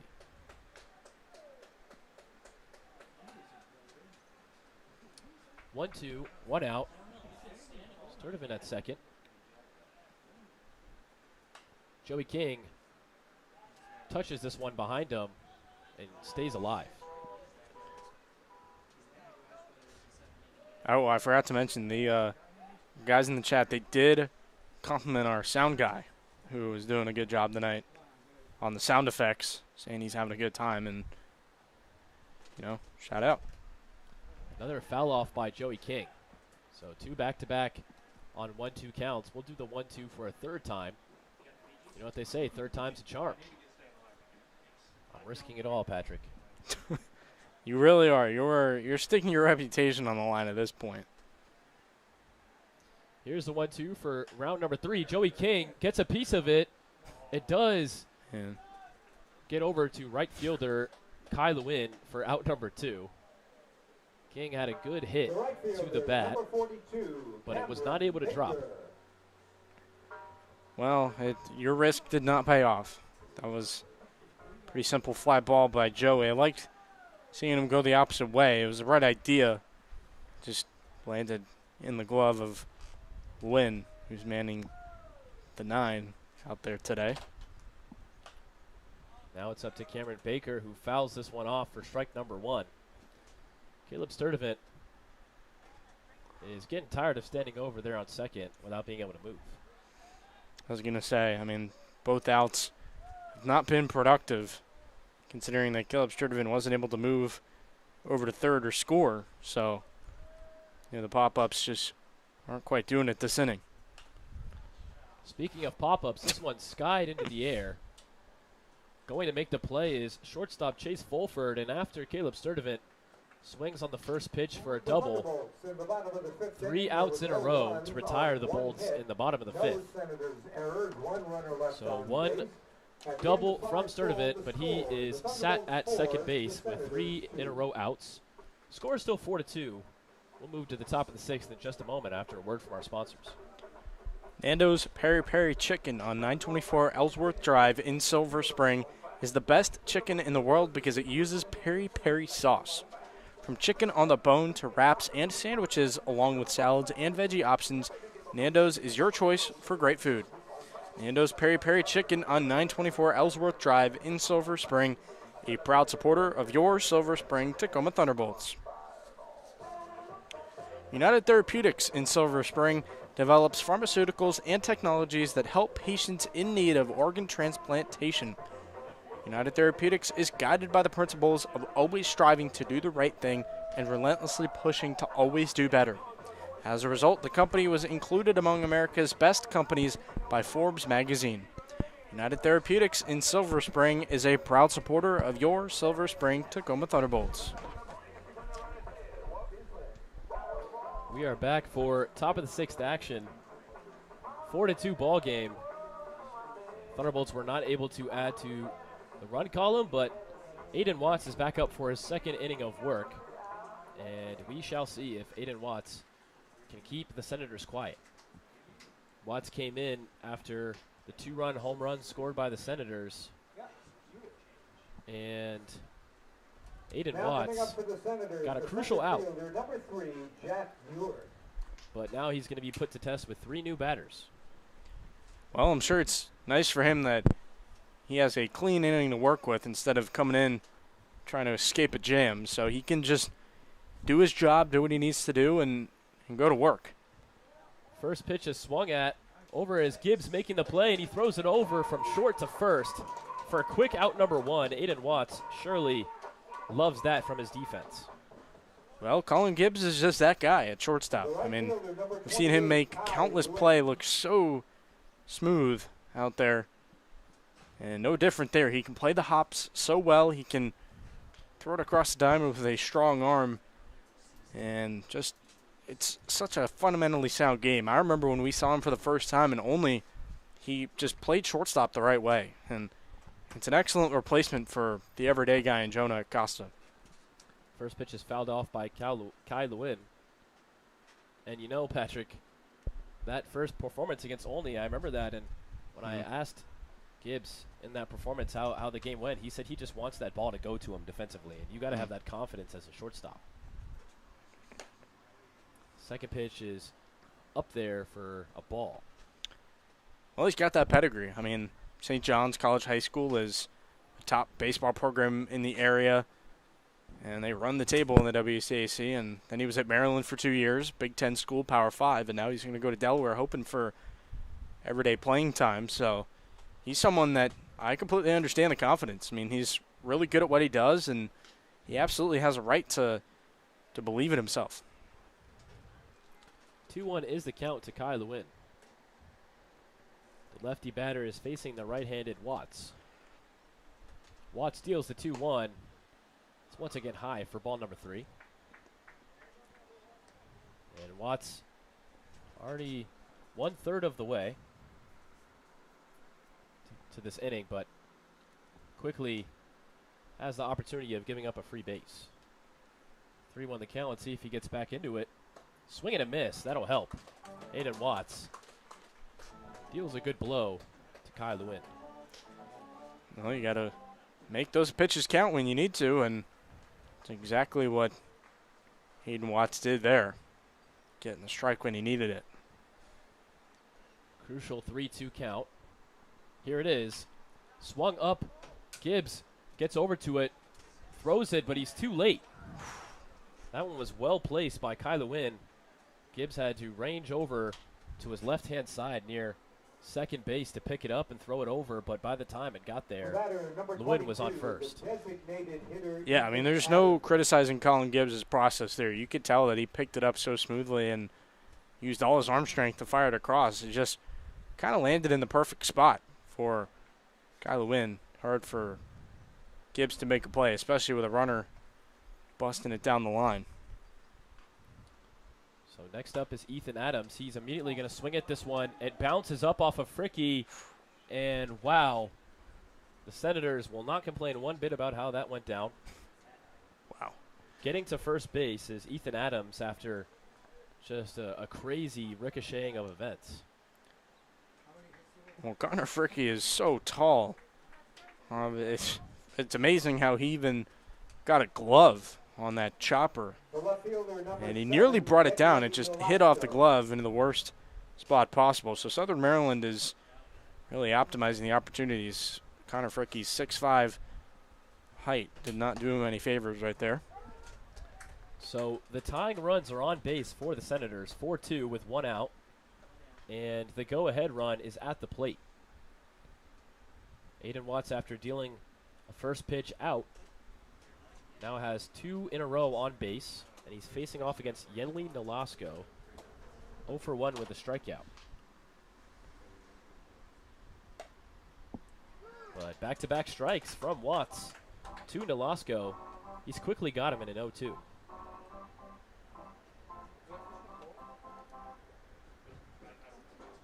So Nolasco has seen both sides of the ending of an at-bat, a walk and a strikeout. Right now he's in an 0-2. Well, he hasn't seen a hit, so.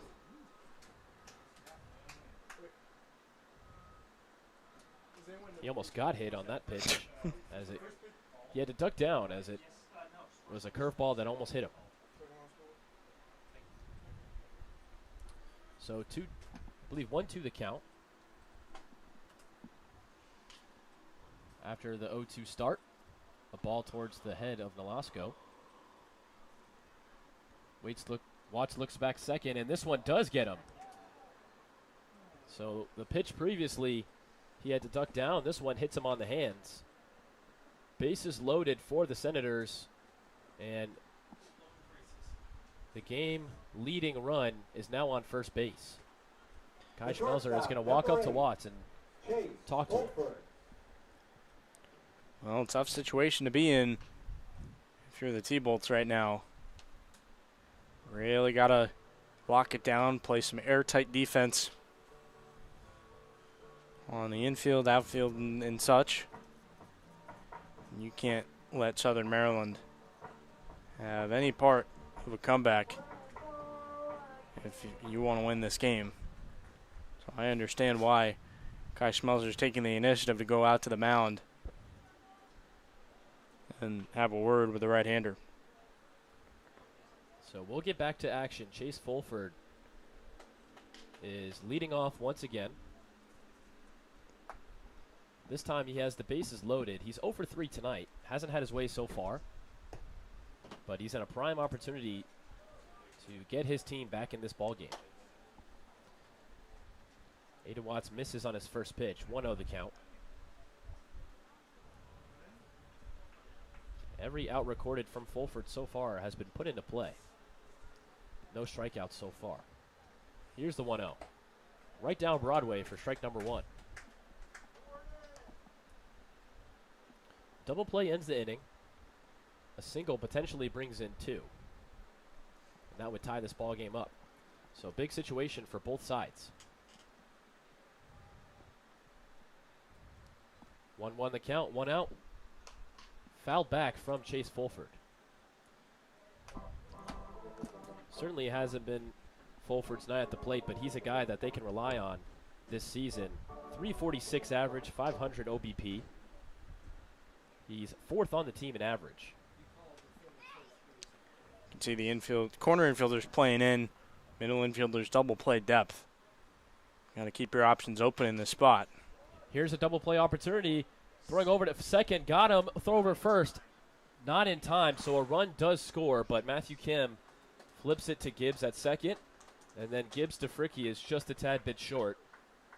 The Thunderbolts will trade it out for a run. Second base is now open.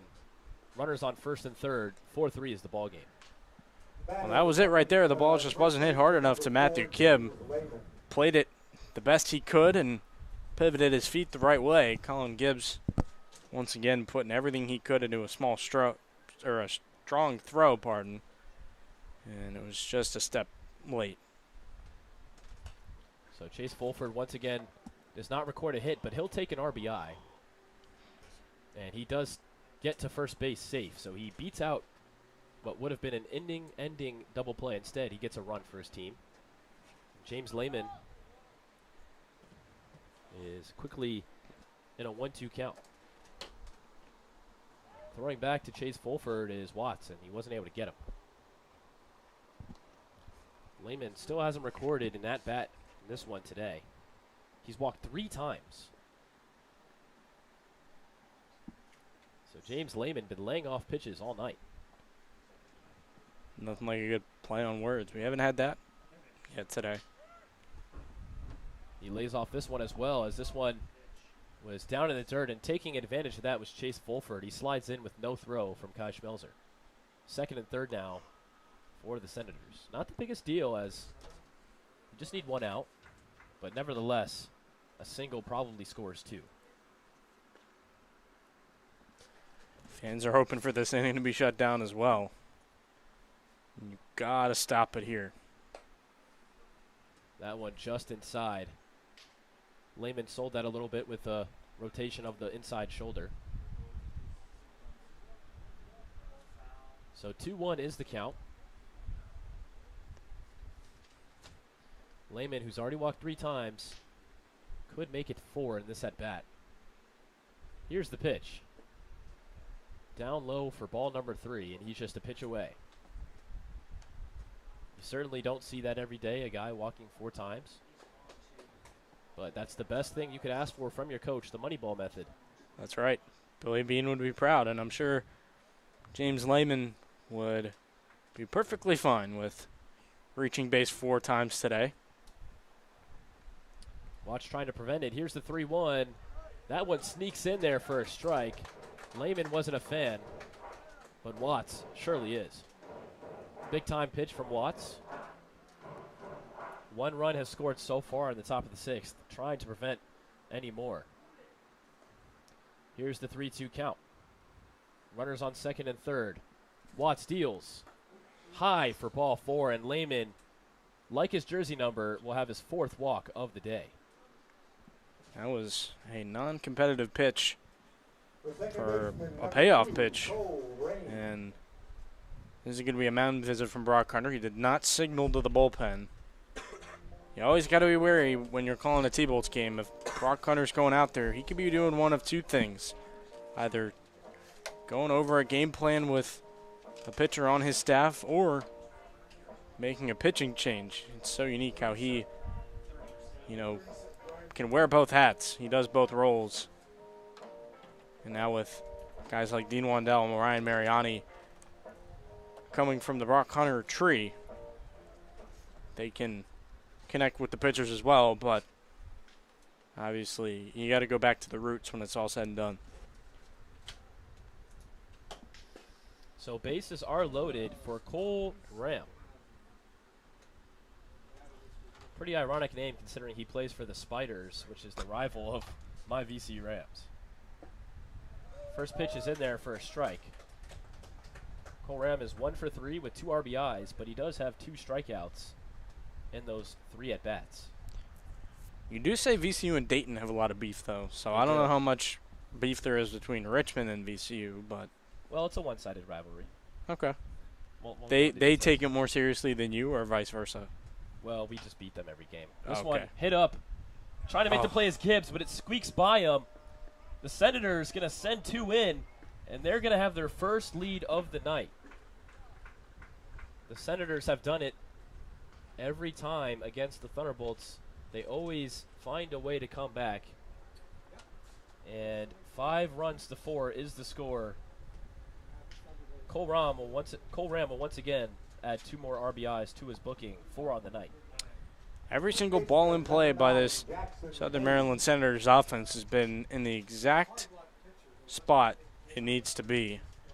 Just out of the reach of Colin Gibbs as it bounced up the middle. I've gotten word from our trackman guy Grant that Ryan Bucher is warming up in the bullpen. First pitch misses to Jackson Hayes.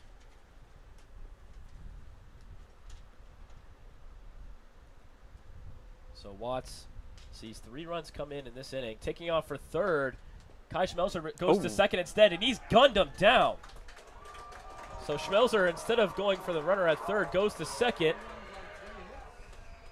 And man, oh man, that's a good way to end the inning. 3 outs produced. Kai Schmelzer guns down the runner to second. But the Senators have done their damage. They hit 3 hits for 3 runs. The Senators now lead this one 5-4. And the Thunderbolts will have to do some playing from behind in the bottom of the 6th. We will be back right in a moment after a word from our sponsors. 5-4 Senators. The Parkway Deli on 8317 Grub Road in Silver Spring has been dishing up deli classics since 1963. The Parkway Deli is a family business, and their family loves to bring great food and service to yours. The Parkway Deli is open 7 days a week, 8:30 a.m. to 9 p.m., Monday through Friday, and 8 a.m. to 9 p.m., Saturdays and Sundays. The Parkway Deli on 8317 Grub Road in Silver Spring, a proud supporter of your Silver Spring Tacoma Thunderbolts. Silver Spring Jewelry is the Washington area's only complete jewelry store with a staff of 13 jewelry associates and 8 goldsmiths. Now in 3 locations in Tacoma Park, White Oak, and Silver Spring.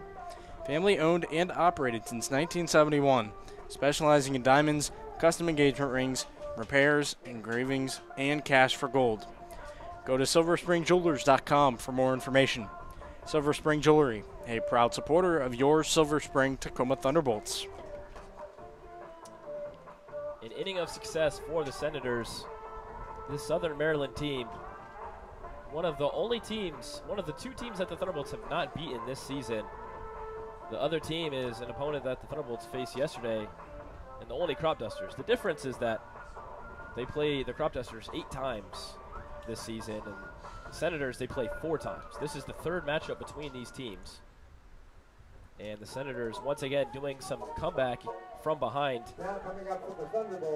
And they lead this one 5-4. But for the Thunderbolts, Colin Gibbs is going to start us off in this inning, 7-8-9. Gibbs, Kim, and Schmelzer. So Colin Gibbs had plenty to do defensively in that last inning. He now is up to bat at shortstop. He's getting hit to plenty. He skies this one high into the air in left field, but it is shallow. Running over to make the play and catching it for out number 1 is left fielder Yenli Nolasco. So 1 out down on the first pitch. Gibbs just got under that one. He has got a lengthy swing that can do some damage. However, just missed it.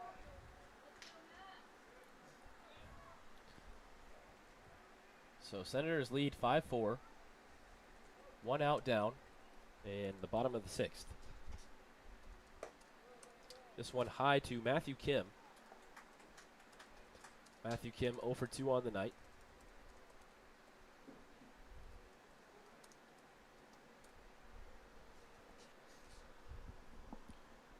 The count to Kim. He swings at this one high into the air, and sitting and ready to catch it is right fielder for the Senators, Kai Lewin.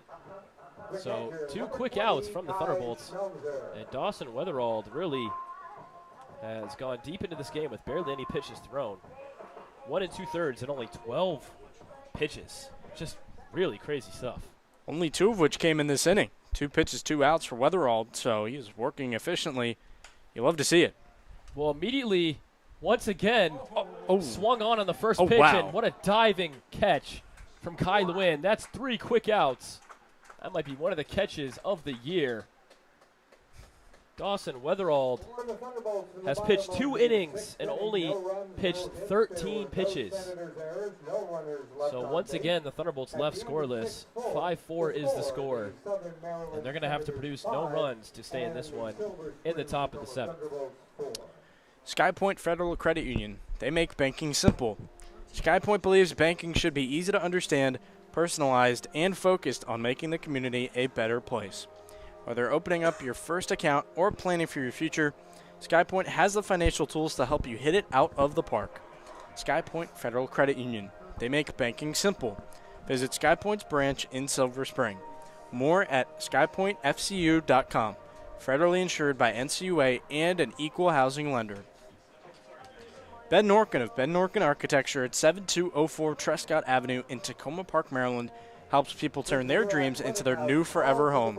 Whether it's a renovation, addition, or a new home, Ben will assist you in picking colors and finishes. He'll explain building codes, zoning requirements, and materials that stress energy efficiency. Ben Norkin of Ben Norkin Architecture at 7204 Trescott Avenue in Takoma Park, Maryland, a proud supporter of your Silver Spring Tacoma Thunderbolts. Well, somebody in this booth is going to be very excited as I'm about to announce this. Ryan Bucher from McDaniel College. Patrick, do the honors. Well, Ryan Bucher, I got to see him for the first time in D.C.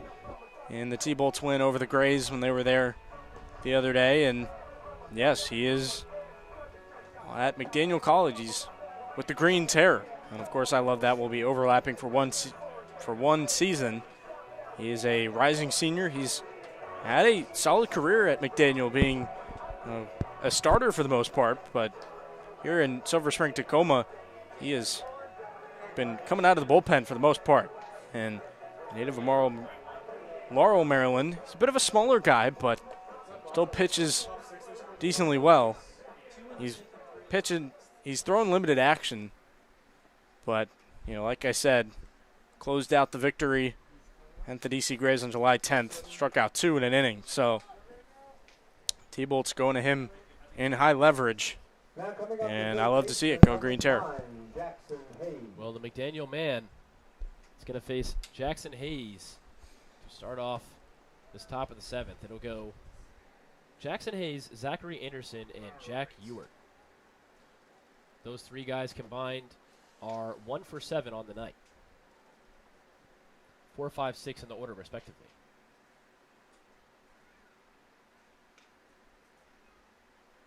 First pitch just misses the right hand of the strike zone for ball number 1. Jackson Hayes 0 for 2 on the night. Hayes does have a walk tonight as well. Swung on and fouled as Camacho ran over to make the play, but the play was not able to be made as it went foul. Well, you know that Camacho would make a play if he could. With the third base defense that he has. I mean, would you say that he is a Gold Glove caliber third baseman from what we've seen this season? Well, specifically these last couple of games, he's been on fire. As this one is fouled off once again. And, yeah, to Camacho's credit, he's been holding down that third base spot all summer for the Thunderbolts. And he seems like a black hole over there in the hot corner. Yeah, he'll just soak anything up that is hit his way, and that's what you want. Hot corner is given that nickname for a reason. This one is a curveball high up in the zone. 2-2 the count. Becker to Hayes. Righty to righty. Here's the 2-2. That one just misses low in the zone. Would have been a nasty backwards K from Becker, but he'll have to wait.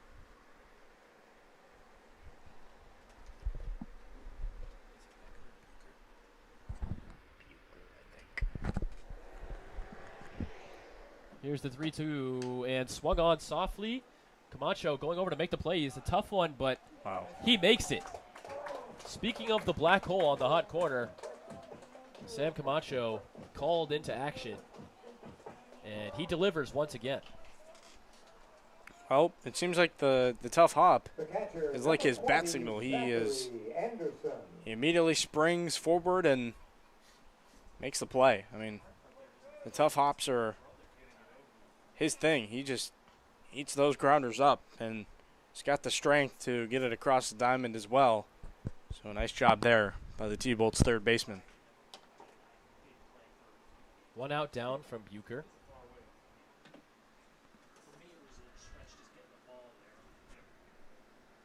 Camacho with a great defensive play to start us off in this inning. There's a check swing that is a strike regardless. Either way, I think Zachary Anderson did go around. So however you call it, it's still a strike. 0-1 the count to Anderson. He struck out all 3 times tonight. That one low for ball 1. Anderson has gone for the hat trick on the wrong side of the ball.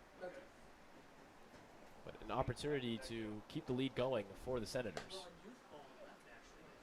2-1. This one misses high. I like where the traffic goes.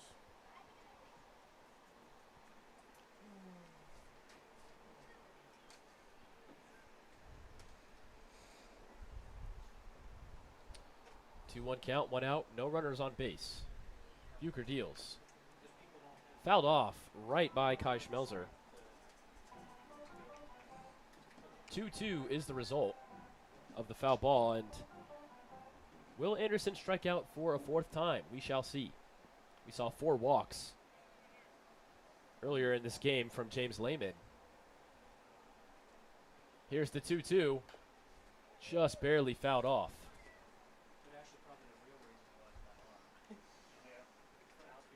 So both catchers doing the catching tonight in Anderson and in Schmelzer, both wearing that number 20.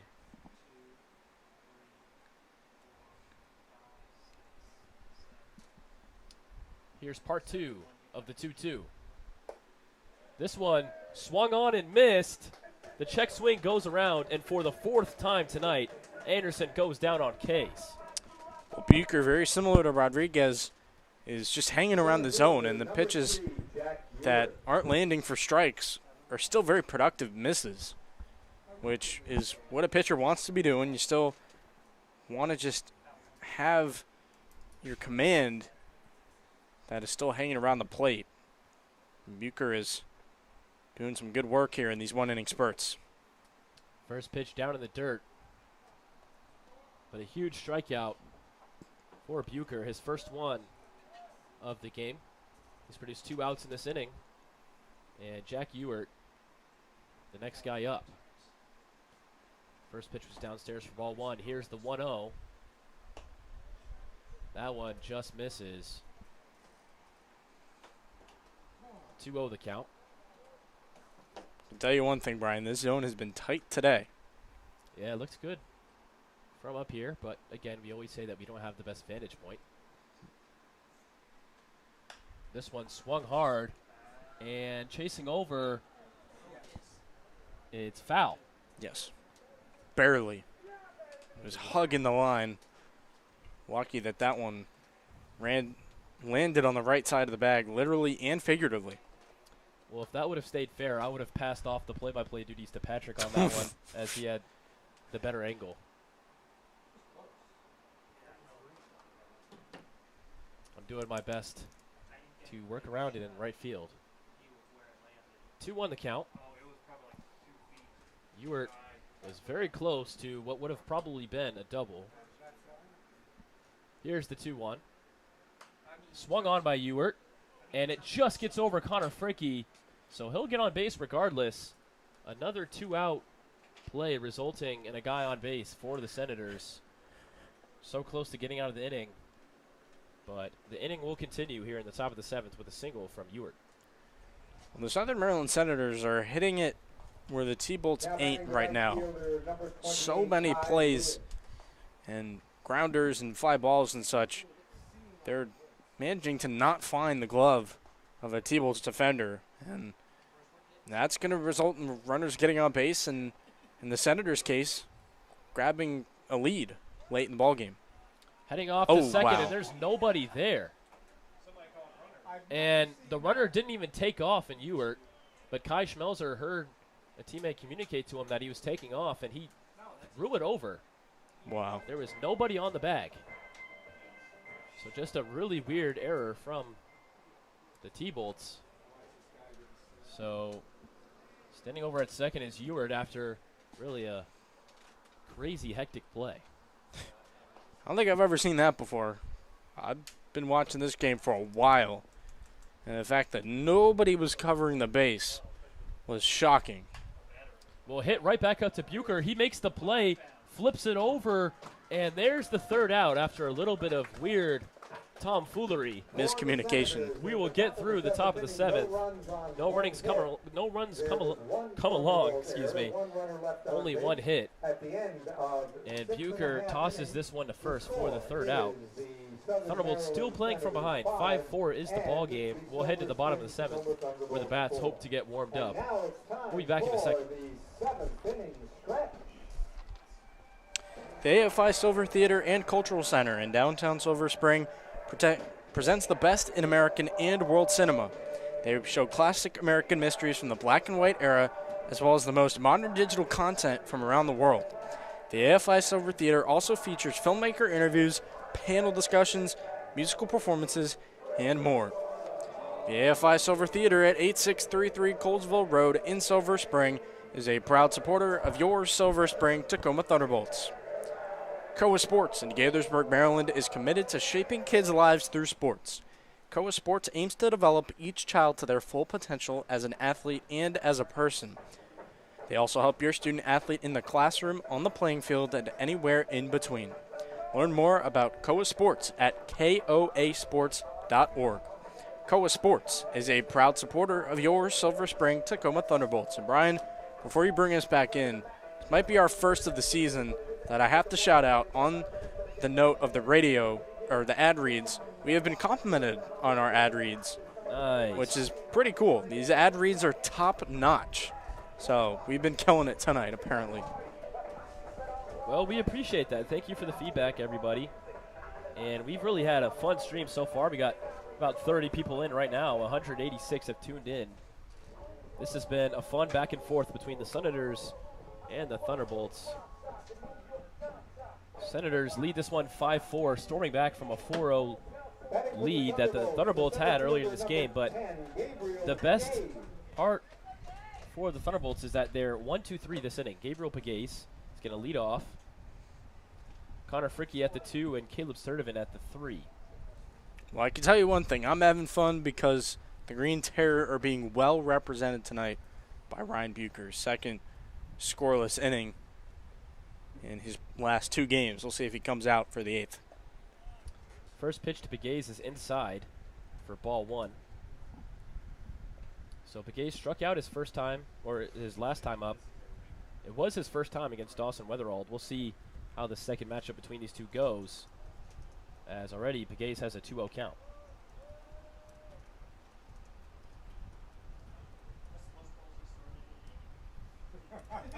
Weatherald has been efficient so far, only 13 pitches thrown in 2 innings. But strange, as we mentioned that, it's a 3-0 count. So the Thunderbolts being a little bit more patient at the dish, and we'll see if it pays off for a walk. Here's the 3-0. Taking all the way was Pagase, but that one lands in there for a strike. Well, I always hammer this point home, and the T-Bolts need to get back into the game and tie it or take a lead. You got to just take it one pitch at a time. It's so important in the Ripken League to know how to play small ball and here we go. Stay fundamentally sound. This might tie the baseball game. It gets deep, and it's off the wall. Just misses for what would have been the 4th home run of the season for Gabriel Pagase. But what a start of the inning. Gabriel Pagase does a step-back jumper at second base after a stand-up double. Well, right on cue for when I was talking about small ball, he just drills an extra base hit. Might be it for Dawson Weatherall. This Chris Middleton coming out, but the nice jump shot celly for Gabe Pagase. I mean, I wish I could hit him with an NBA comp. I'm not too familiar with basketball yet. Basically just Wizards, Celtics guy over here. But, Brian, I know you're a big basketball fan. What would you hit Gabe Pagase's comp with? Well, that's like comparing apples to oranges. There really is no good comp. But yeah. But Gabriel Pagase, I mean, he struck out last time against Weatherald. But to come back and basically take Weatherald out of the game with a 2-run double, off-the-wall double, that is impressive stuff from a guy like Gabe Pagase. He had a 3-0 count. He took the 4th pitch for a strike, and then he immediately had the green light to go swing. I'm getting a shout out for an inverse commentator jinx. That's hey, no problem. It benefits the T-Bolts, so I'm here for it. We do our part. Yeah. We're team players too. We're so important to the team's success. Well, what's funny is I always knew the Southern Maryland's manager's name, Chris Middleton. I never thought about Chris Middleton and that name just being similar to the Milwaukee Buck legend, Chris Middleton in the NBA. A Wizard legend now. Yeah. He just went back to the Wizards after he was there a year ago. He did. But Middleton decided to make the sub for the Senators. This is a big inning for both teams. Bottom of the 7th. And the Thunderbolts are down 1 run. The last thing you want if you're the Senators is the guy who leads the league in runs on base. And on base he is. So Chet Cosner is going to be the guy that the Senators go to try to make sure that no runs come across. Well, I actually had the name wrong. I had the Middleton part right, but it's Scott Middleton. So we basically just had a Chris Middleton conversation for nothing. And I'm getting some advice in the chat here. Keep talking about small ball. Let's hit some homers. Oh, yeah. And, hey, Connor Fricky, he's a pretty big dude. He can get one out of here. You can't talk small ball about Connor Fricky. This guy is 6'4", I believe. You know what he's 6'5". 6'5". You know what he's got to do? He's got to bunt the runner over. And then, you get like a ground ball out to score him. Maybe. First pitch to Fricky is a ball high. Chet Cosner, the third pitcher of the night for the Southern Maryland Senators. Second pitch lands at the top of the zone for a strike. Cosner with an ERA just under 10 on the summer. He's made 8 appearances, 11 innings pitched. And this is a big-time spot for him to come into.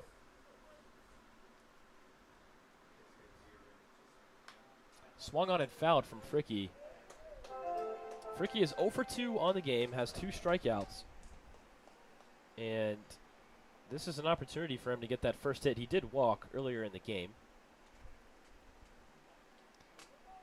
He's quickly in a 1-2, but he does very well in battling off at-bats. Cosner looking back, Gabe at second, throws. This one just misses high. Fricky, with a sigh of relief, will head back into the box in a 2-2 count. Well, there's some give and take in the zone. T-Bolt's pitchers aren't going to get that call, but the hitters are. So it's kind of just a push and pull day in and day out, you know, of officiating in any sport. Fricky gets a hold of that one. It gets through. Pegues is going to hold at third, as I don't think he thought that would get through at first. So he didn't take off right as it was hit.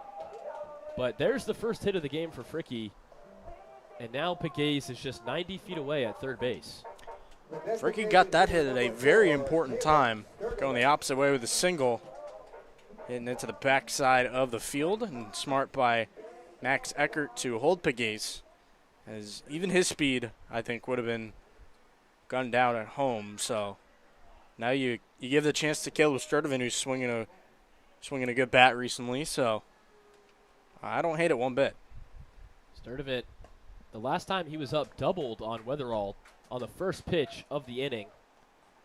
Unfortunately, was not able to receive any of help from his teammates as he stayed at second base with 3 outs going right by him. But now he's in the opportunity to bring runners home himself. 2 pitches, 2 balls. That top of the zone, as you alluded to, Patrick, a little bit different from home umpire. 2-0 the count.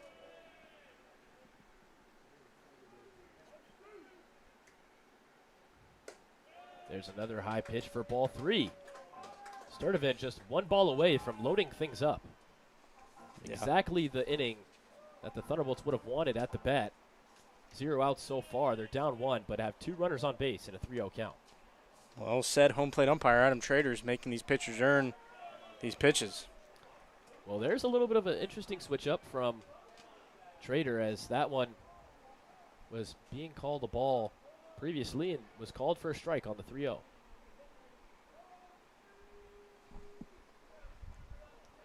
Sturdivant was ready to toss the bat, take ball 4. Sturdivant swings the bat on 3-1, and it fouls over the netting for the second strike.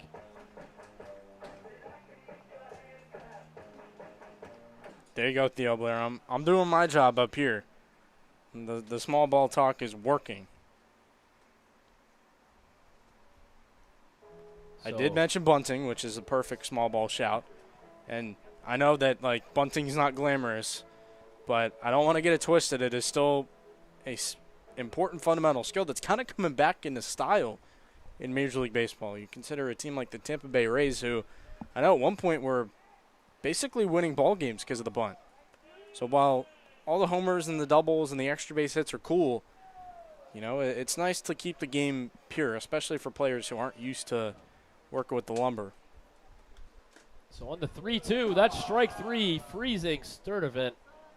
Was going to mention that Brock Hunter came out to talk to Sturdivant right before that pitch.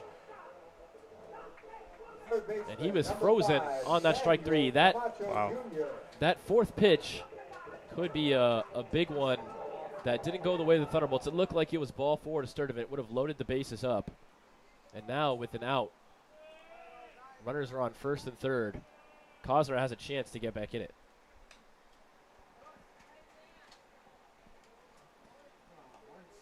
Camacho fouls this off for strike number 1. We'll check Cosner just spotting pitches when He absolutely needs to. It's the biggest spot of the night for both of these two teams, and we got some calls, put it on the corner, and got the call. Camacho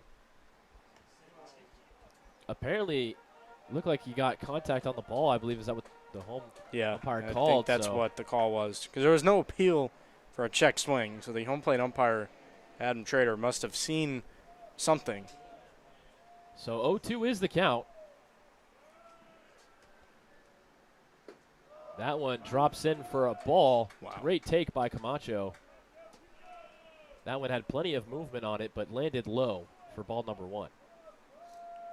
Need another big swing from Camacho. I know his 2-run shot didn't do much in the long run against Olney last night.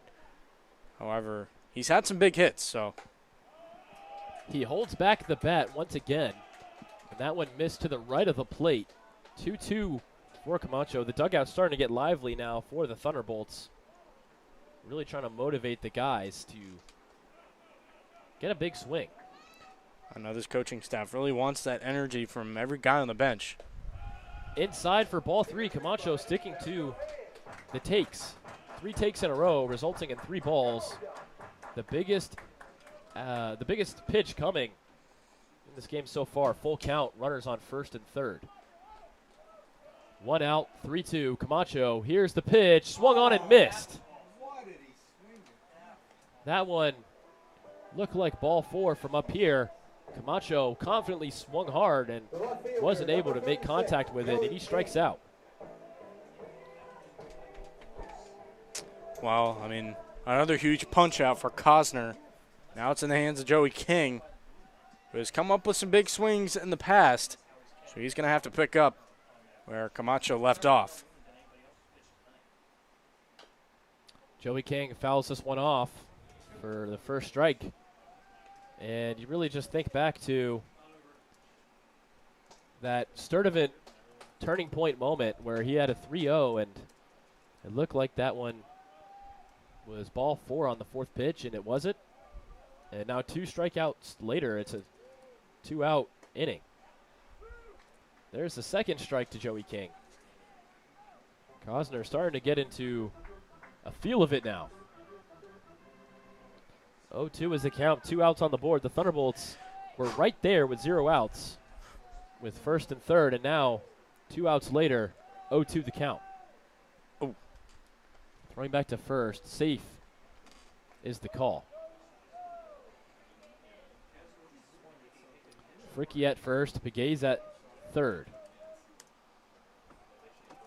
Just 1 run would tie this ball game in the bottom of the 7th. That one was upstairs for a ball. King able to take a little bit of a breath. Steps back into the box. As we said, he is clutch as a player. His best moments come in high-pressure situations. Here's the 1-2. Misses off the plate. Extending that left arm to his right-hand side was catcher Anderson for ball number 2. King's not letting the moment get to him. He's had some confident takes. And once again, King staying alive. He fouls this one off. He'd have Cam Baker and Colin Gibbs behind him. Really like to capitalize on this scoring opportunity if you're Silver Spring Tacoma, especially with 5, 6, and 7 in this lineup. Here's the pitch from Cosner. King gets a hold of it. Over to third, throwing to second to get the final out. And there's the 3rd out. The Thunderbolts strand first and third base. And just a huge out from the Senators. They go 3 outs in a row. 2 strikeouts. 1 play from third base to second to make the 3rd final out. We will move to the top of the 8th, where the Senators are clinging to this 5-4 lead. Parkview Capital believes your financial strategy should reflect more than the numbers. It should reflect you. As a trusted investment advisory firm, Parkview Capital partners with individuals and families to build and protect wealth. Parkview Capital personalizes strategies rooted in your values and long-term goals. Whether you're growing your portfolio or preserving a legacy, Parkview Capital crafts a clear, customized path to your financial future. One that evolves with you. Parkview Capital, a proud supporter of the Silver Spring Tacoma Thunderbolts. Dan Metcalf has long been a supporter of the Silver Spring Tacoma Thunderbolts. Now he's at a new location, the Finn Family Group of Perennial Real Estate. If you want to find that perfect home in the perfect community, the Finn Family Group is for you. The Finn Family Group believes in community, and they bring that sense of community when working with clients to find homes in the Silver Spring Tacoma Park area. Call them today at 301-450-6999. The Finn Family Group, a proud supporter of the Silver Spring Tacoma Thunderbolts. What? I should mention on the broadcast or no? Probably not. What were you saying? What is he called the whole game? Back in for the top of the 8th. A high strike. The Senators, Like top rail. with a huge sigh of relief. They get out of a huge spot. The Thunderbolts had Gabriel Pagase on third base, the guy who leads the league in runs, just 90 feet away from scoring with 0 outs. And what do the Senators do? They respond with 3 straight outs. So once again, the Thunderbolts are going to have to get another scoreless inning and see if the Bats can whip it up in the bottom of the 8th or the bottom of the 9th. It's going to be Matthew Calabrese, who comes into the game for Ryan Bucher. And we've talked about this before. I know Peter Kelly mentioned it, but he has the Lion King song as his walkout. We talked about, what his thought process must be. Like, does that hype him up? What it might be? But The Simba holding up the baby lion. yeah, Savannah. It might be like a childhood tribute to Maybe. Remind him of good old times, remind him of fun. But regardless, he's in a spot where he cannot let in a run. First pitch was a strike to Ethan Adams. Second pitch is just as good for strike 2. That slider had some movement. Well, 0-2 the count. Calabrese has really got that sidearm look that he can pull off, and now we got 2 DeMatha guys in this game. And there's strike 3. Calabrese paints the left corner for the 3rd strike. 3 pitches, 3 strikes to start Calabrese's day. Ethan Adams goes down. Well, that's perfect for Matthew Calabrese, and just piecing up a hitter like that. Now he's a guy that can go 2 innings out of the bullpen. He has that, mileage on his arm. So if he can go the 8th and 9th, not allowing a run, which we've seen a couple of times where T-Bolts are counting on him to potentially go for a 2-out save and such, that's valuable. Calabrese throwing nothing but strikes so far, as was said in our booth, and they're absolutely right. Yep. 4 pitches, 4 strikes. 0-1 to Nolasco. Nolasco is going to swing at this one. He found the gap. That one drops in and gets by Gabriel Pagase. He's going to throw this in, but standing on second is Nolasco. So there's a huge double from the Senators. And they're not satisfied with a 5-4 lead. They want to keep going. Well, you can't be satisfied. You are up in this game, but not by a lot. So to get more runs on the board would be so valuable. And the fact that Nolasco just smacked a double to the gap there, turning things over to the top of the lineup, starting off with Chase Fulford, that's huge. First pitch just misses on the inside side of the zone. Chase Fulford takes that one. The Senators and the Thunderbolts have been close and competitive. A combined 2 runs have gotten through for the Senators Thunderbolts results. This one was foul. So that first game was 8-7. Well, excuse me, the first game was 7-6 Senators. Second one 8-7. So 2 runs in between those 2 Senator wins. One of them coming on a walk-off home run. Now we got the Lion in our chat. First it was the Penguin. Now it's the Lion. I wish I could make a Lion king pun for you. I saw it on Broadway, I think 2 years ago now, or a full year ago. This one hit softly. Oh, barely missing the play was Calabrese. Everyone's going to be safe. Wow. It hits off the mitt. Calabrese had it.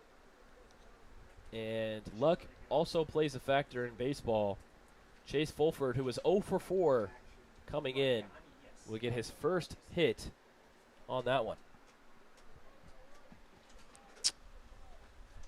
Again, just T-Bolts have had some balls that haven't bounced their way. And another example of it, Calabrese and Furky both managing to get a glove on the ball, just not securing it. So just unfortunate luck. First pitch to James Lehman is into the dirt for ball 1. Throwing back was Kai Schmelzer for a pickoff, but safe. James Lehman, we've mentioned it before. Number 4 has produced 4 walks today. You don't see that every day. And Calabrese himself is going to throw back to Fulford this time. To no avail. Definitely don't want him taking off for second. That would ruin the double play opportunity. First and third for the Senators. Anything hit softly might be able to score another run. That's a beautiful slider from Calabrese. Starts from outside of the zone and digs in there for a strike. It's absolutely crazy that we're in the top of the 8th, and I'm looking at the scorecard here and how Lehman is 0 for 0. It's like the game just started for him. And Lehman fouls this one off, and luckily he does, as Fulford took off for second. So a 1-2 count. The double play option is still there. A strikeout also a possibility here. Hey, if you like your puns, you got the Bolts not lying down in this one. Nice. Good. It's good stuff. Calabrese is going to check on Fulford once again. Chase Fulford, the leadoff guy, playing his part on the base paths, trying to be active. Once again, Calabrese checks back. And we'll have the same result. Fulford's getting picked on, quite literally. I mean, he's getting that jersey dirty. We'll do the 1-2 again. 1-2, 1 out. Runners on first and third. Taking off is Fulford. Throwing back to third.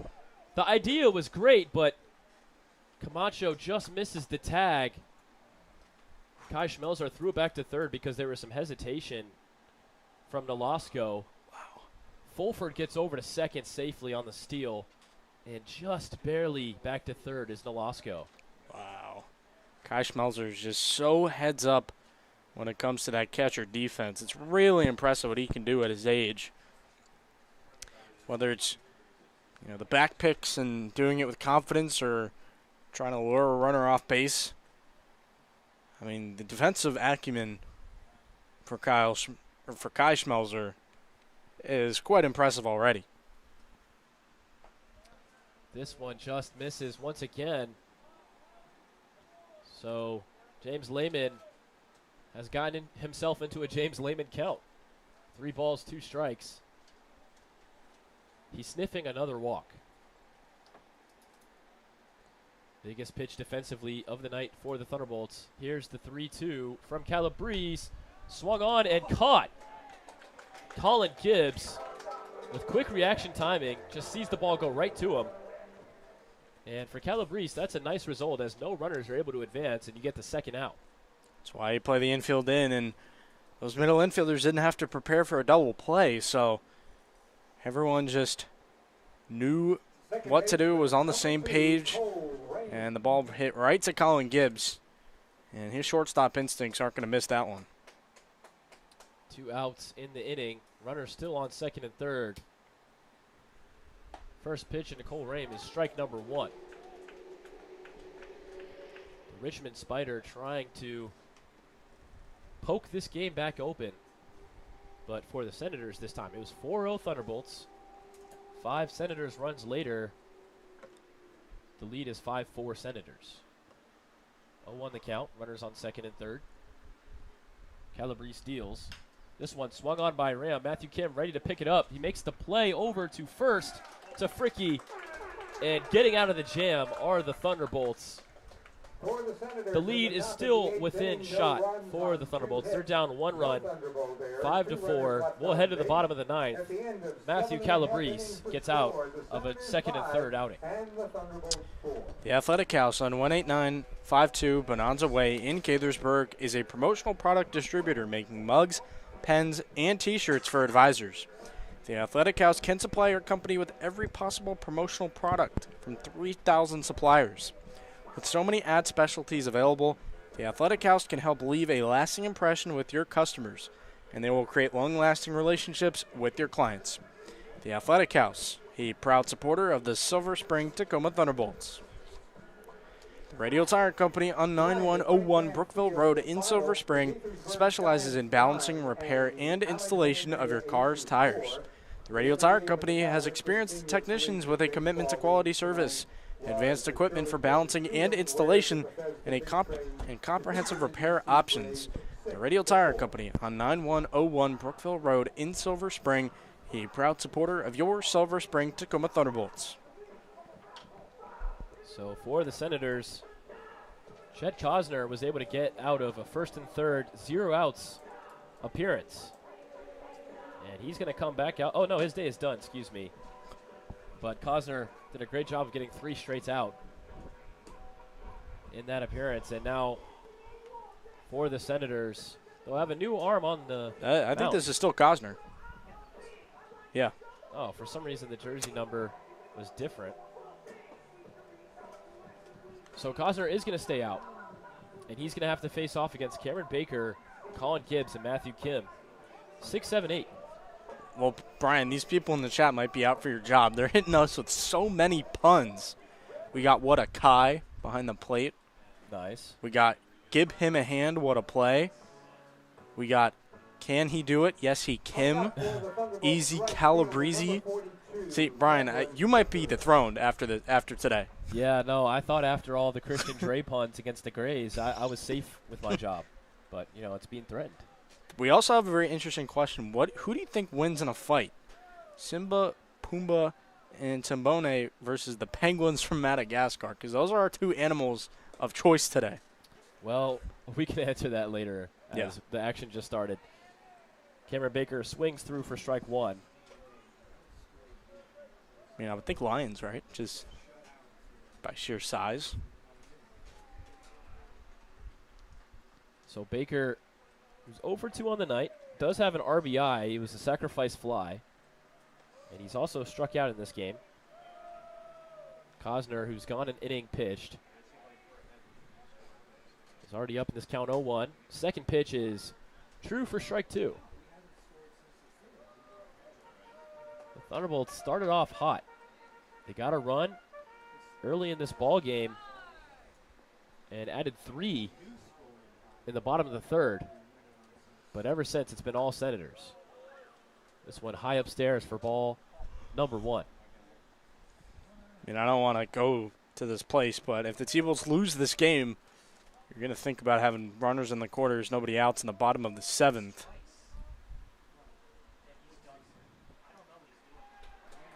So I think they're going to call a pitch clock violation because the count's going to go to 2-2.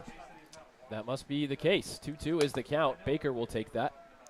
I find it so interesting that there's no physical clock in the Ripken League to track, the timing of it. So it's really up to the umpires to keep that steady internal clock.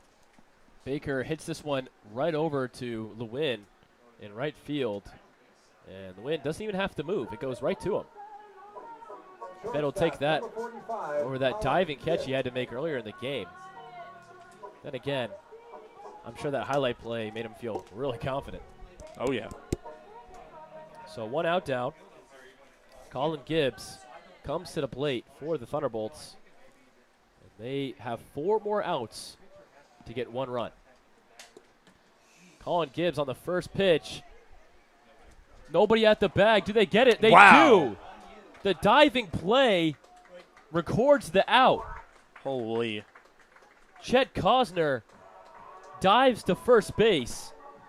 and he beats Colin Gibbs by a step. There was nobody on the bag, but he throws himself onto the bag in result and beats out Colin Gibbs for the second out.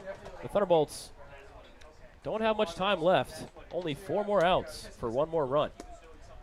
Unbelievable effort by Chet Cosner to fully dive into first base. That is dangerous, especially if you're the pitcher and you don't want to get spiked.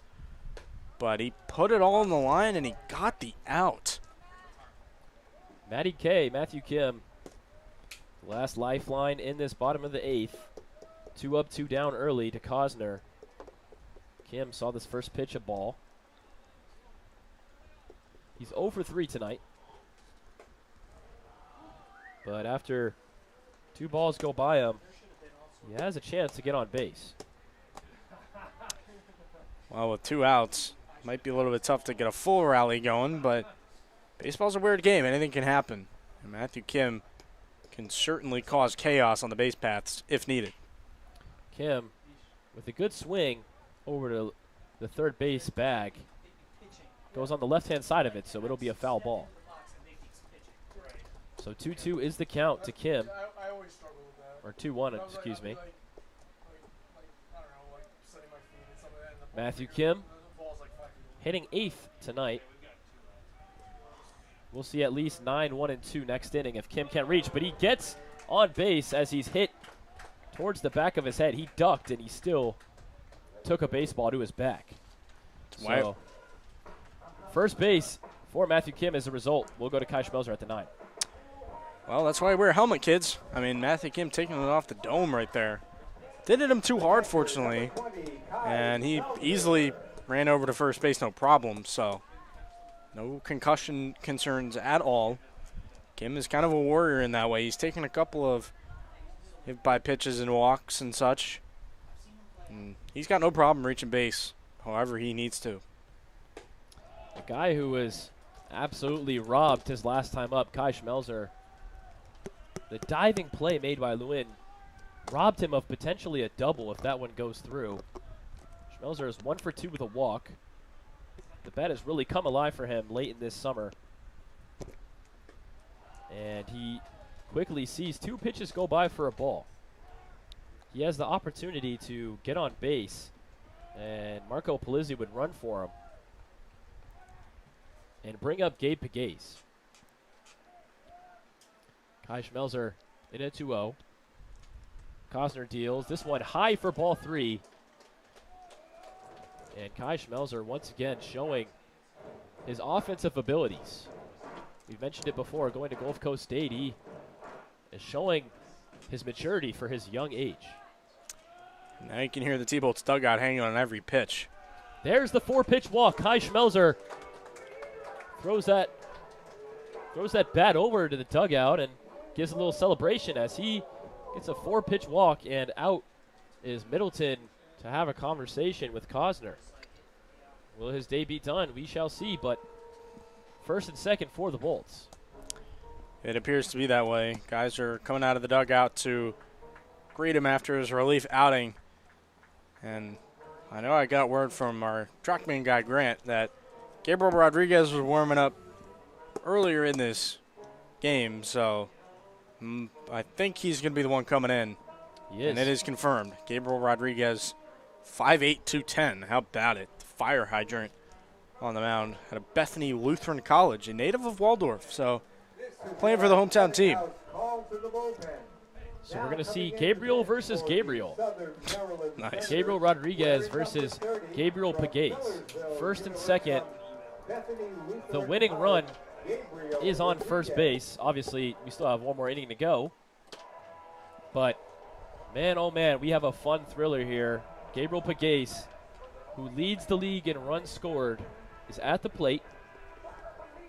Outside of his runs scored, I mean, he still has plenty to offer. He is hitting over 300 this season. And not one that you want to face. If you're thinking about the Bolts lineup, it might be the scariest bat on the team. Yeah, I mean, Pegues can do some damage, and coming up in a huge spot. He's hitting .305 on the season, has a .420 on-base percentage, 3 home runs to this season Not to mention 3 triples, 7 doubles, 22 walks. So a guy that does a little bit of everything. We've said this all season. Jack of all trades, but not a guy that does everything solid. A guy that does everything elite. Yes. 5-tool player in center field. Reminded me of my childhood hero, Adam Jones. Shout out our O's fans out here. I know everyone loves to hear the name Adam Jones, and you got to love when the Bolts bench comes alive. They're certainly doing that right now. And have you thought about who would win in the fight between the Lion King trio and the Penguins of Madagascar? I'm taking the Lion King trio easily. Yeah. Give me the Lion King trio in 4. In 4? A sweep. Wow. No love to the Penguins, huh? They're crafty, but they are. And again, they're my favorite animal, so go Penguins. Yeah. Well, we don't say that in hockey. Not around here. Go Penguins as an animal. Yeah. All right, here I we agree go. with that. Gabriel Rodriguez versus Gabriel Pagase in the biggest at-bat of the game. Gabe on Gabe. Gabriel Pagase 2 for 3 with a really cool walk-up song. Cash rules everything around me, cream. Get the money, dollar bills, y'all. Well, I can tell you one thing, Brian. Wu-Tang Clan. Gabe's going to win this matchup. We know that for sure. One of them will, for sure. Yeah, Gabe. Gabe to Gabe results in a Gabe first ball. This is like the 2 Spider-Mans pointing at each other. Spider-Man meme. Gabriel Rodriguez deals. Swung on by Gabriel Pagase, but it's fouled. Feisty swing. You know he wanted to do some damage on that pitch. By the way, he pounded it into the ground and tapped it foul. 1-1 the count. Runners on first and second for Gabriel Pagase. Matthew Kim and Kai Schmelzer at 8 and 9 did their jobs. Pagase gets a good hit to the bat, and it drops! Not be able to make the play as a left fielder. Both runners coming around. Gabriel Pagase gets the second. The Thunderbolts have the lead. 6-5. Gabriel Pagase comes up clutch once again. That ball skipped right underneath left fielder Yenli Nolasco. Wow. And the Thunderbolts are back in front, 6-5. A bases clearing double. Nolasco missed the catch out and left. It went all the way to the wall, and Gabe Pagase got to second. Both Matthew Kim and Marco Polizzi able to score. Polizzi, of course, the courtesy runner for Kai Schmelzer. You can't draw it up better than that. And he's going to take off for third right away, and there's no play to be made. Gabriel Pagase, this guy is a one-man wrecking crew. Never fear, Gabriel Pagase is here. 6-5 T-Bolts. They've turned it all around. Well, hey, I got it right. Gabe won the matchup. Gabe on Gabe. Well, one Gabe had to win, one Gabe had to lose. The T-Bolts Gabe won. Yeah. Right now, the biggest victor are the Thunderbolts, 6-5. That's all-star Gabe Pagase to you. Here's the pitch swung on by Connor Fricke. Throwing over from shortstop to first for the third out. The Senators have no more damage come their way. The third out produced by the Senators. 6-5 is the score. The Thunderbolts get 2 across. Pagase is going to get scored for a double, so it wasn't an error, and that double is going to be the key in this game, as 6-5 is the score heading to the top of the 9th inning. Chuck Levin's Washington Music Center at 11151 Veers Mill Road in Wheaton, Maryland, has been serving Washington musicians since 1958. Chuck Levin's is a family-run business and is famous for instrument sales and its repair facilities for guitars, woodwinds, brass, strings, and electronics. Open Monday through Saturday from 10 to 6. Chuck Levin's Washington Music Center at 11151 Veers Mill Road in Wheaton, Maryland is a proud supporter of your Silver Spring Tacoma Thunderbolts.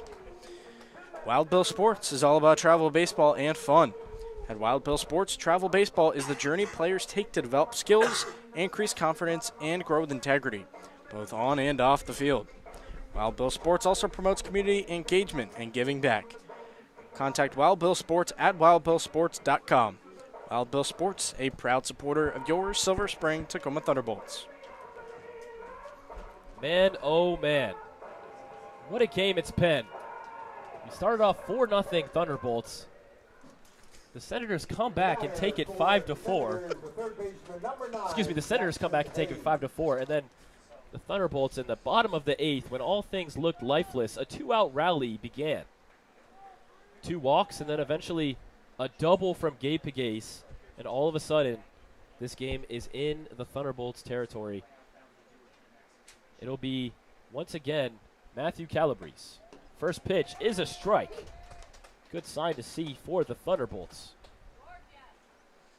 Well, I kind of forecasted it. Calabrese is going to get the shot at a 2-out save where he can go these multi-innings in high leverage. It's so unique. Normally the high leverage arms only go in 1 inning and you get the bulk out of guys in the middle of the game. Calabrese is a blend of both, and he can do the multi-inning relief in the middle of the game as well as the high leverage. But whatever it is, he's going more than 1 inning. Swung on weakly. Camacho tested once again, and he passes the test once again. Sam Camacho, I'll say it again. This guy is unreal at third base. He is a black hole. Well, I think he got an A+ on that test. That was so good, being able to work across and scoop up the grounder and then have the wherewithal to try and set his feet in motion, if that makes any sense. And he got a really good throw off when it was all said and done. So 1 out down. The Thunderbolts just need 2 more to steal this one from the Senators. Seemed almost impossible just a few minutes ago, but here we are. And the guy at the plate, Zach Anderson, who struck out all 4 times so far, facing off against Calabrese. He's going to hit this one right back to Camacho. Why not do it again? Throw over is fairly in time for the 2nd out. The Thunderbolts are 1 out away from another victory against a Southern opponent. Camacho just doing it again.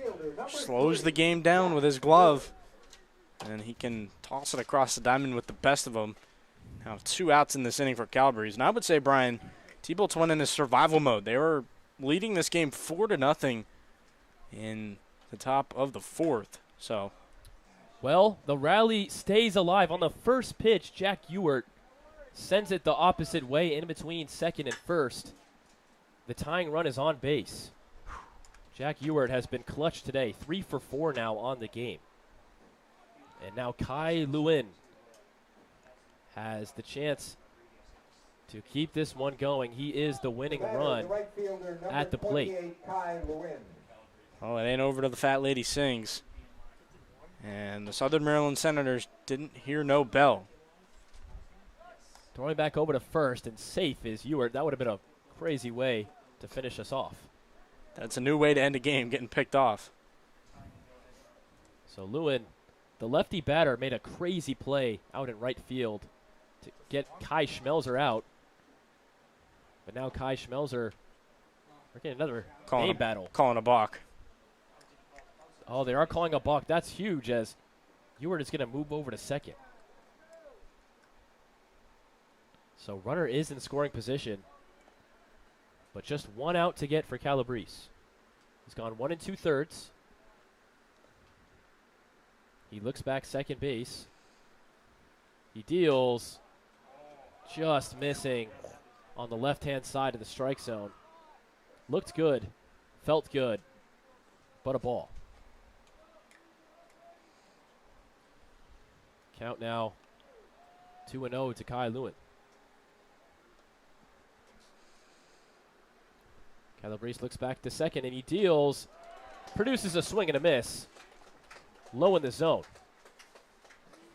There's the first strike to Kai Lewin. Just 2 more to go for the Bolts.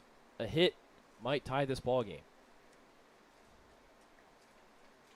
1 more out to get, 1 more run to achieve to tie this one up. Here's the 2-1. There's strike 2. Calabrese finds it at the bottom left of the zone. The Senators are down to 1 strike.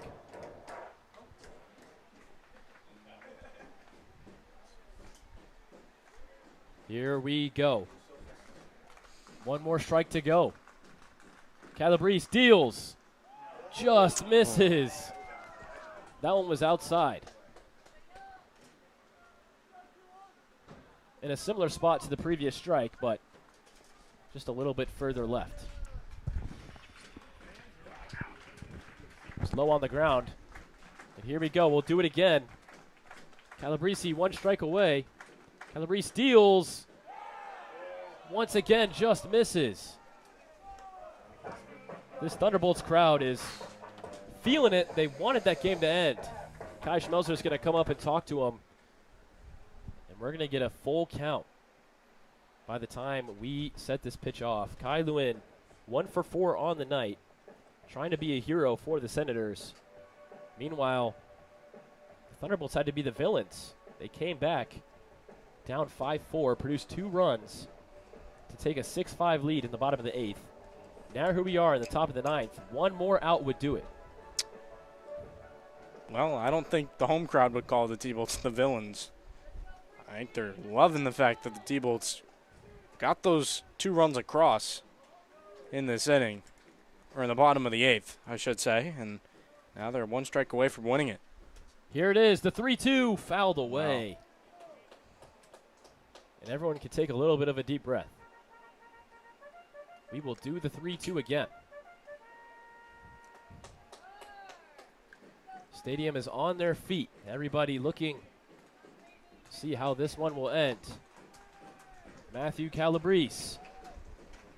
3-2 part 2 is outside for ball 4. We're going to have to wait at least one more batter. And the leading run is on first base now for the Senators. And Ethan Adams is going to come to the plate. He's 2 for 4 on the night. We shall see if he keeps it alive. Got Noah Tofin warming in the bullpen in case Calabrese needs to be relieved. This inning goes any further, but obviously you want to shut the door right here. First pitch is swung out. Will it get through? It does! The Senators are going to take the lead. Tie it. Tie it. That was a tying run. Wow. So we will at least go to the bottom of the 9th. Runner scores from second. Ice in the veins from Ethan Adams. Wow. He's now 3 for 5 on the night. The left fielder, number 7. It is now 6-6. The Thunderbolts were right there, 1 strike away. The walk goes to Kai Lewin. And now, with the hit up the middle from Chase, from Ethan Adams, it is now 3-5. Excuse me, he's now 3 for 5. Now, Yenli Nolasco has the opportunity to redeem himself. I mean, that grounder up the middle was the epitome of what has happened to the T-Bolts all night. They've been babdipped to death, as some advanced metric, merchants would say. First pitch to Nolasco is a strike. Nolasco, his last time up, doubled, but wasn't able to be brought home as Calabrese was the one who had to sit him down. That one fouled away for strike 2. Quickly 0-2 the count. So the Thunderbolts do have the opportunity to get a walk-off now. They would have preferred to end it right there, but the Senators objected.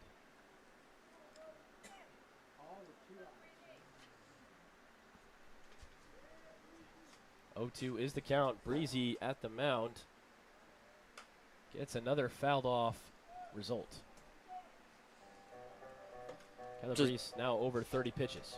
Just a side note real quick. I didn't even notice the pun here. They're back at the puns. When Gabe hit the double, Gabe really gave us a chance. Oh, man. Man, that's like 5 different puns for players. Really impressive from our chat. 1-2 the count.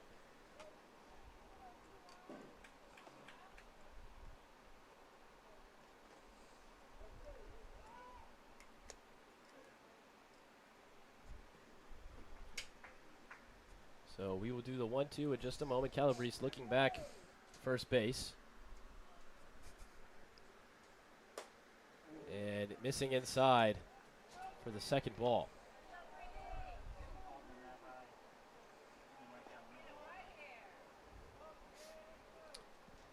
2 balls, 2 strikes, 2 outs, runners on first and third. Calabrese looking to end it. And he'll have to wait once again. We'll have another 3-2. Nolasco fights his way back into the count, down 0-2, now 3-2. Can kind of be tough from the windup Calabrese is coming from with a kind of halfway arm slot, if you want to call it. It's not traditional in any sense. And some days you're just going to be able to find the zone easier than others. Another 3-2, 2 outs. Game tied. Here we are, high for ball 4. Nolasco keeps this inning going. Bases are now juiced. And out comes Brock Hunter. Bases are loaded. The game is tied.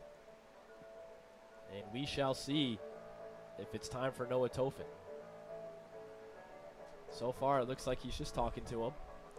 He didn't signal to the bullpen on his way out, so this seems like a mound meeting. I mean, Calabrese has certainly earned the chance to try and wiggle his way out of the jam. I don't blame Brock Hunter for sticking with him. He's looked really good in the multi-inning role, as I previously talked about. So I think you just got to ride it out until you can't. So Chase Fulford, we will once again go back to the top of the order. He's 1 for 5 on the night. A 6th at-bat for Chase Fulford. First pitch swinging. It gets over the head of Matthew Kim. The Senators will take the lead with a bases-loaded single. Everybody stays after a run goes by. Bases still loaded. Senators now lead it 7-6. Oh, that's tough. You give the top of the order one more chance, and Chase Fulford takes full advantage of it. I didn't even realize I made a pun there. So James Lehman still looking for an official at-bat in this game. No, he did, I believe. Unless I'm missing something in the thing here. Well, James Lehman gets a hold of it. What a play by Colin Gibbs. He gets the out. Wow. One of the defensive plays of the year. It comes at a huge moment. Another run would have scored, but Gibbs guns down. The runner going to second. He dives on a quick play at short, throws it over to second. And although the Southern Maryland Senators get 2 runs to take a 7-6 lead, the Thunderbolts won't have to deal with a 2-run deficit as they head to the bottom of the 9th and hopefully try to get back into this one once again. It's been back and forth all night. Bottom of the 9th coming in a second. Jay Hollinger's Waterman's Chop House at 8606 Colesville Road in Silver Spring serves up Chop House classics, fresh seafood, Chesapeake Bay oysters, a raw bar, and hyper-seasonal local produce. It has one of the best bars in downtown Silver Spring, serving craft cocktails, beer, and wine. Jay Hollinger's Waterman's Chop House at 8606 Colesville Road in Silver Spring, a proud supporter of your Silver Spring Tacoma Thunderbolts. Fetch Pet Care at 10111 Colesville Road, number 115 in Silver Spring, is your premier in-home pet care service. From dog walks, cat care, overnight stays, pet sitting, and medication administration, Fetch Pet Care provides services tailored to meet your pet's individual needs. Fetch Pet Care at 10111 Colesville Road, number 115 in Silver Spring, a proud supporter of your Silver Spring Tacoma Thunderbolts. Heroes and villains. We talk about villainy, and the Senators have done just that. They zapped the electricity out of the building. 7-6, they overtake the Bolts. And the Thunderbolts are down to 3 strikes. Excuse me, 3 outs. It will be Caleb Sturdivant, Sam Camacho Jr., and Joey King. Sturdivant 1 for 4, Camacho 0 for 4, Joey King 1 for 3. These 3 guys are going to have to produce as they are down a run. If they produce something like they did in the bottom of the 8th, they would walk this game off with 2 runs. If they fail to do so, the Southern Maryland Senators would steal this one back from the Thunderbolts. Here's the first pitch. Swung on by Sturdivant, but he missed it. If he did get a piece of it, it went right into the glove. So Gabriel Rodriguez once again out there for the Senators. Sturdivant swinging hard for strike number 2. Couldn't catch up to the off speed. And going back to what you said about James Lemon, yes, he is 0 for 2, so he officially has an at-bat. And for the T-Bolt side, if you're going to start a rally and essentially win this game, 3-4-5 in the lineup is not a bad place to start. Sturdivant goes down on 3 pitches. All 3 he swings at, and all 3 crucial blows.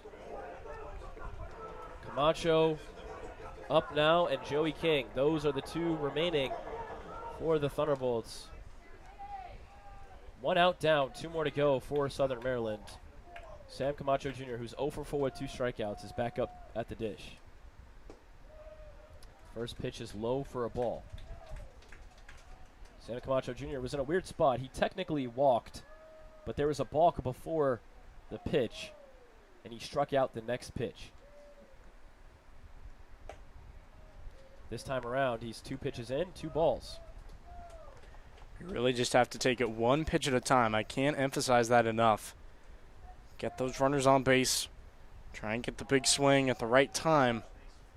That's how you win ball games in the Ripken League. And there's a strike. Camacho can't believe it. It looked like Anderson had to dig deep for that ball, but it was called a strike. 2-1 the count. Here's the pitch from Rodriguez. Just misses. That one probably more of a strike than the previous pitch. 3-1 the count. Camacho could be the first base runner with a walk. Here's Rodriguez. He deals. Swung on by Camacho. This one gets through. A big hit for Sam Camacho Jr. And there it is. The Thunderbolts have a base runner, and the rally is on. Can't count him out just yet. This game has been awfully close. Wonder if they're going to turn to a pinch runner, and they will. Or maybe not. Sam Camacho looks like he's coming off the base. And it officially will be Griffin Pouvel checking in. Rising senior out of Ryder. He's going to take over for Sam Camacho. And Pouvel in a big spot. Has to somehow get to second base to be in running scoring position. Here we go. First pitch to King.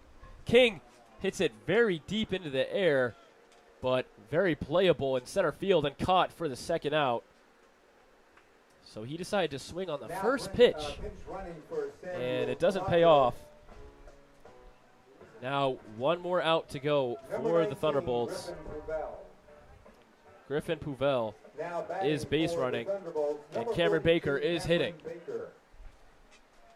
1 more out to go. Can the Bake Show come through? Shake and bake. Bake Show coming in no bigger spot. That one was a strike at the top of the zone. Again, high strike. If it's being called all game, the precedent has been established. You got to adjust. That one high up in the air. This one could do it. Running over to make the play and caught in right field is Lewin. And the Thunderbolts go down in heartbreaking fashion. They lose this one 7-6 against the Southern Maryland Senators. They had a rally in the bottom of the 8th where they got 2 runs to take the lead. 6-5. The Southern Maryland Senators respond with 2 in the top of the 9th to win this one 7-6. What a huge comeback from the Southern Maryland Senators, and the Thunderbolts are going to fall once again in heartbreaking fashion. Well, they left it all out there. That was just a really good game overall, and slowly but surely Southern Maryland crept back into the ball game and ended up taking it. It was a dogfight by the end. Who was going to be the last man standing? And it was Southern Maryland, so hats off to them. They stuck in it when they were down 4-0 at one point. So kudos to them. One of the best teams in the Ripken League that has had their fair share of appearances on the power rankings. And I don't think there's too much you can be upset about. I mean, T-Bolts, just a few more balls bounced their way, and they had some really good at-bats, some good performances and such. It was a complete effort, and once again, it's 7-6. That seems to be the score for these two teams. And, yeah, I mean, Emilio Rodriguez looked solid, and Calabrese coming out of the bullpen as well looked pretty good. So, you know, it's tough. It's tough when you lose by one, and think back to all the little moments that make or break the game. And fortunately for the T-Bolts, does not go their way. So the winning pitcher for the Senators and getting the save is Gabriel Rodriguez. The loss goes to Calabrese, and the Thunderbolts lose this one in heartbreaking fashion. Senators put up 12 hits and get 7 runs. Thunderbolts lose this one, putting up 8 hits and 6 runs. 7-6 is the final. Southern Maryland Senators stay on top of the South Division, moving to 21 wins on the season. We will catch you tomorrow, where the Thunderbolts look to bounce back, and we'll see if the Thunderbolts can get back in the win column. But it's been Patrick Moran and Brian Alves. For everybody who was a part of this broadcast, thank you very much. We appreciate everyone's comments in the chat. Richard, Blair, thank you, everybody, and we appreciate you all. Thank you for tuning in. We will catch you tomorrow night. Southern Maryland Senators win this one 7-6. Patrick Moran, Brian Alves. We'll see you tomorrow.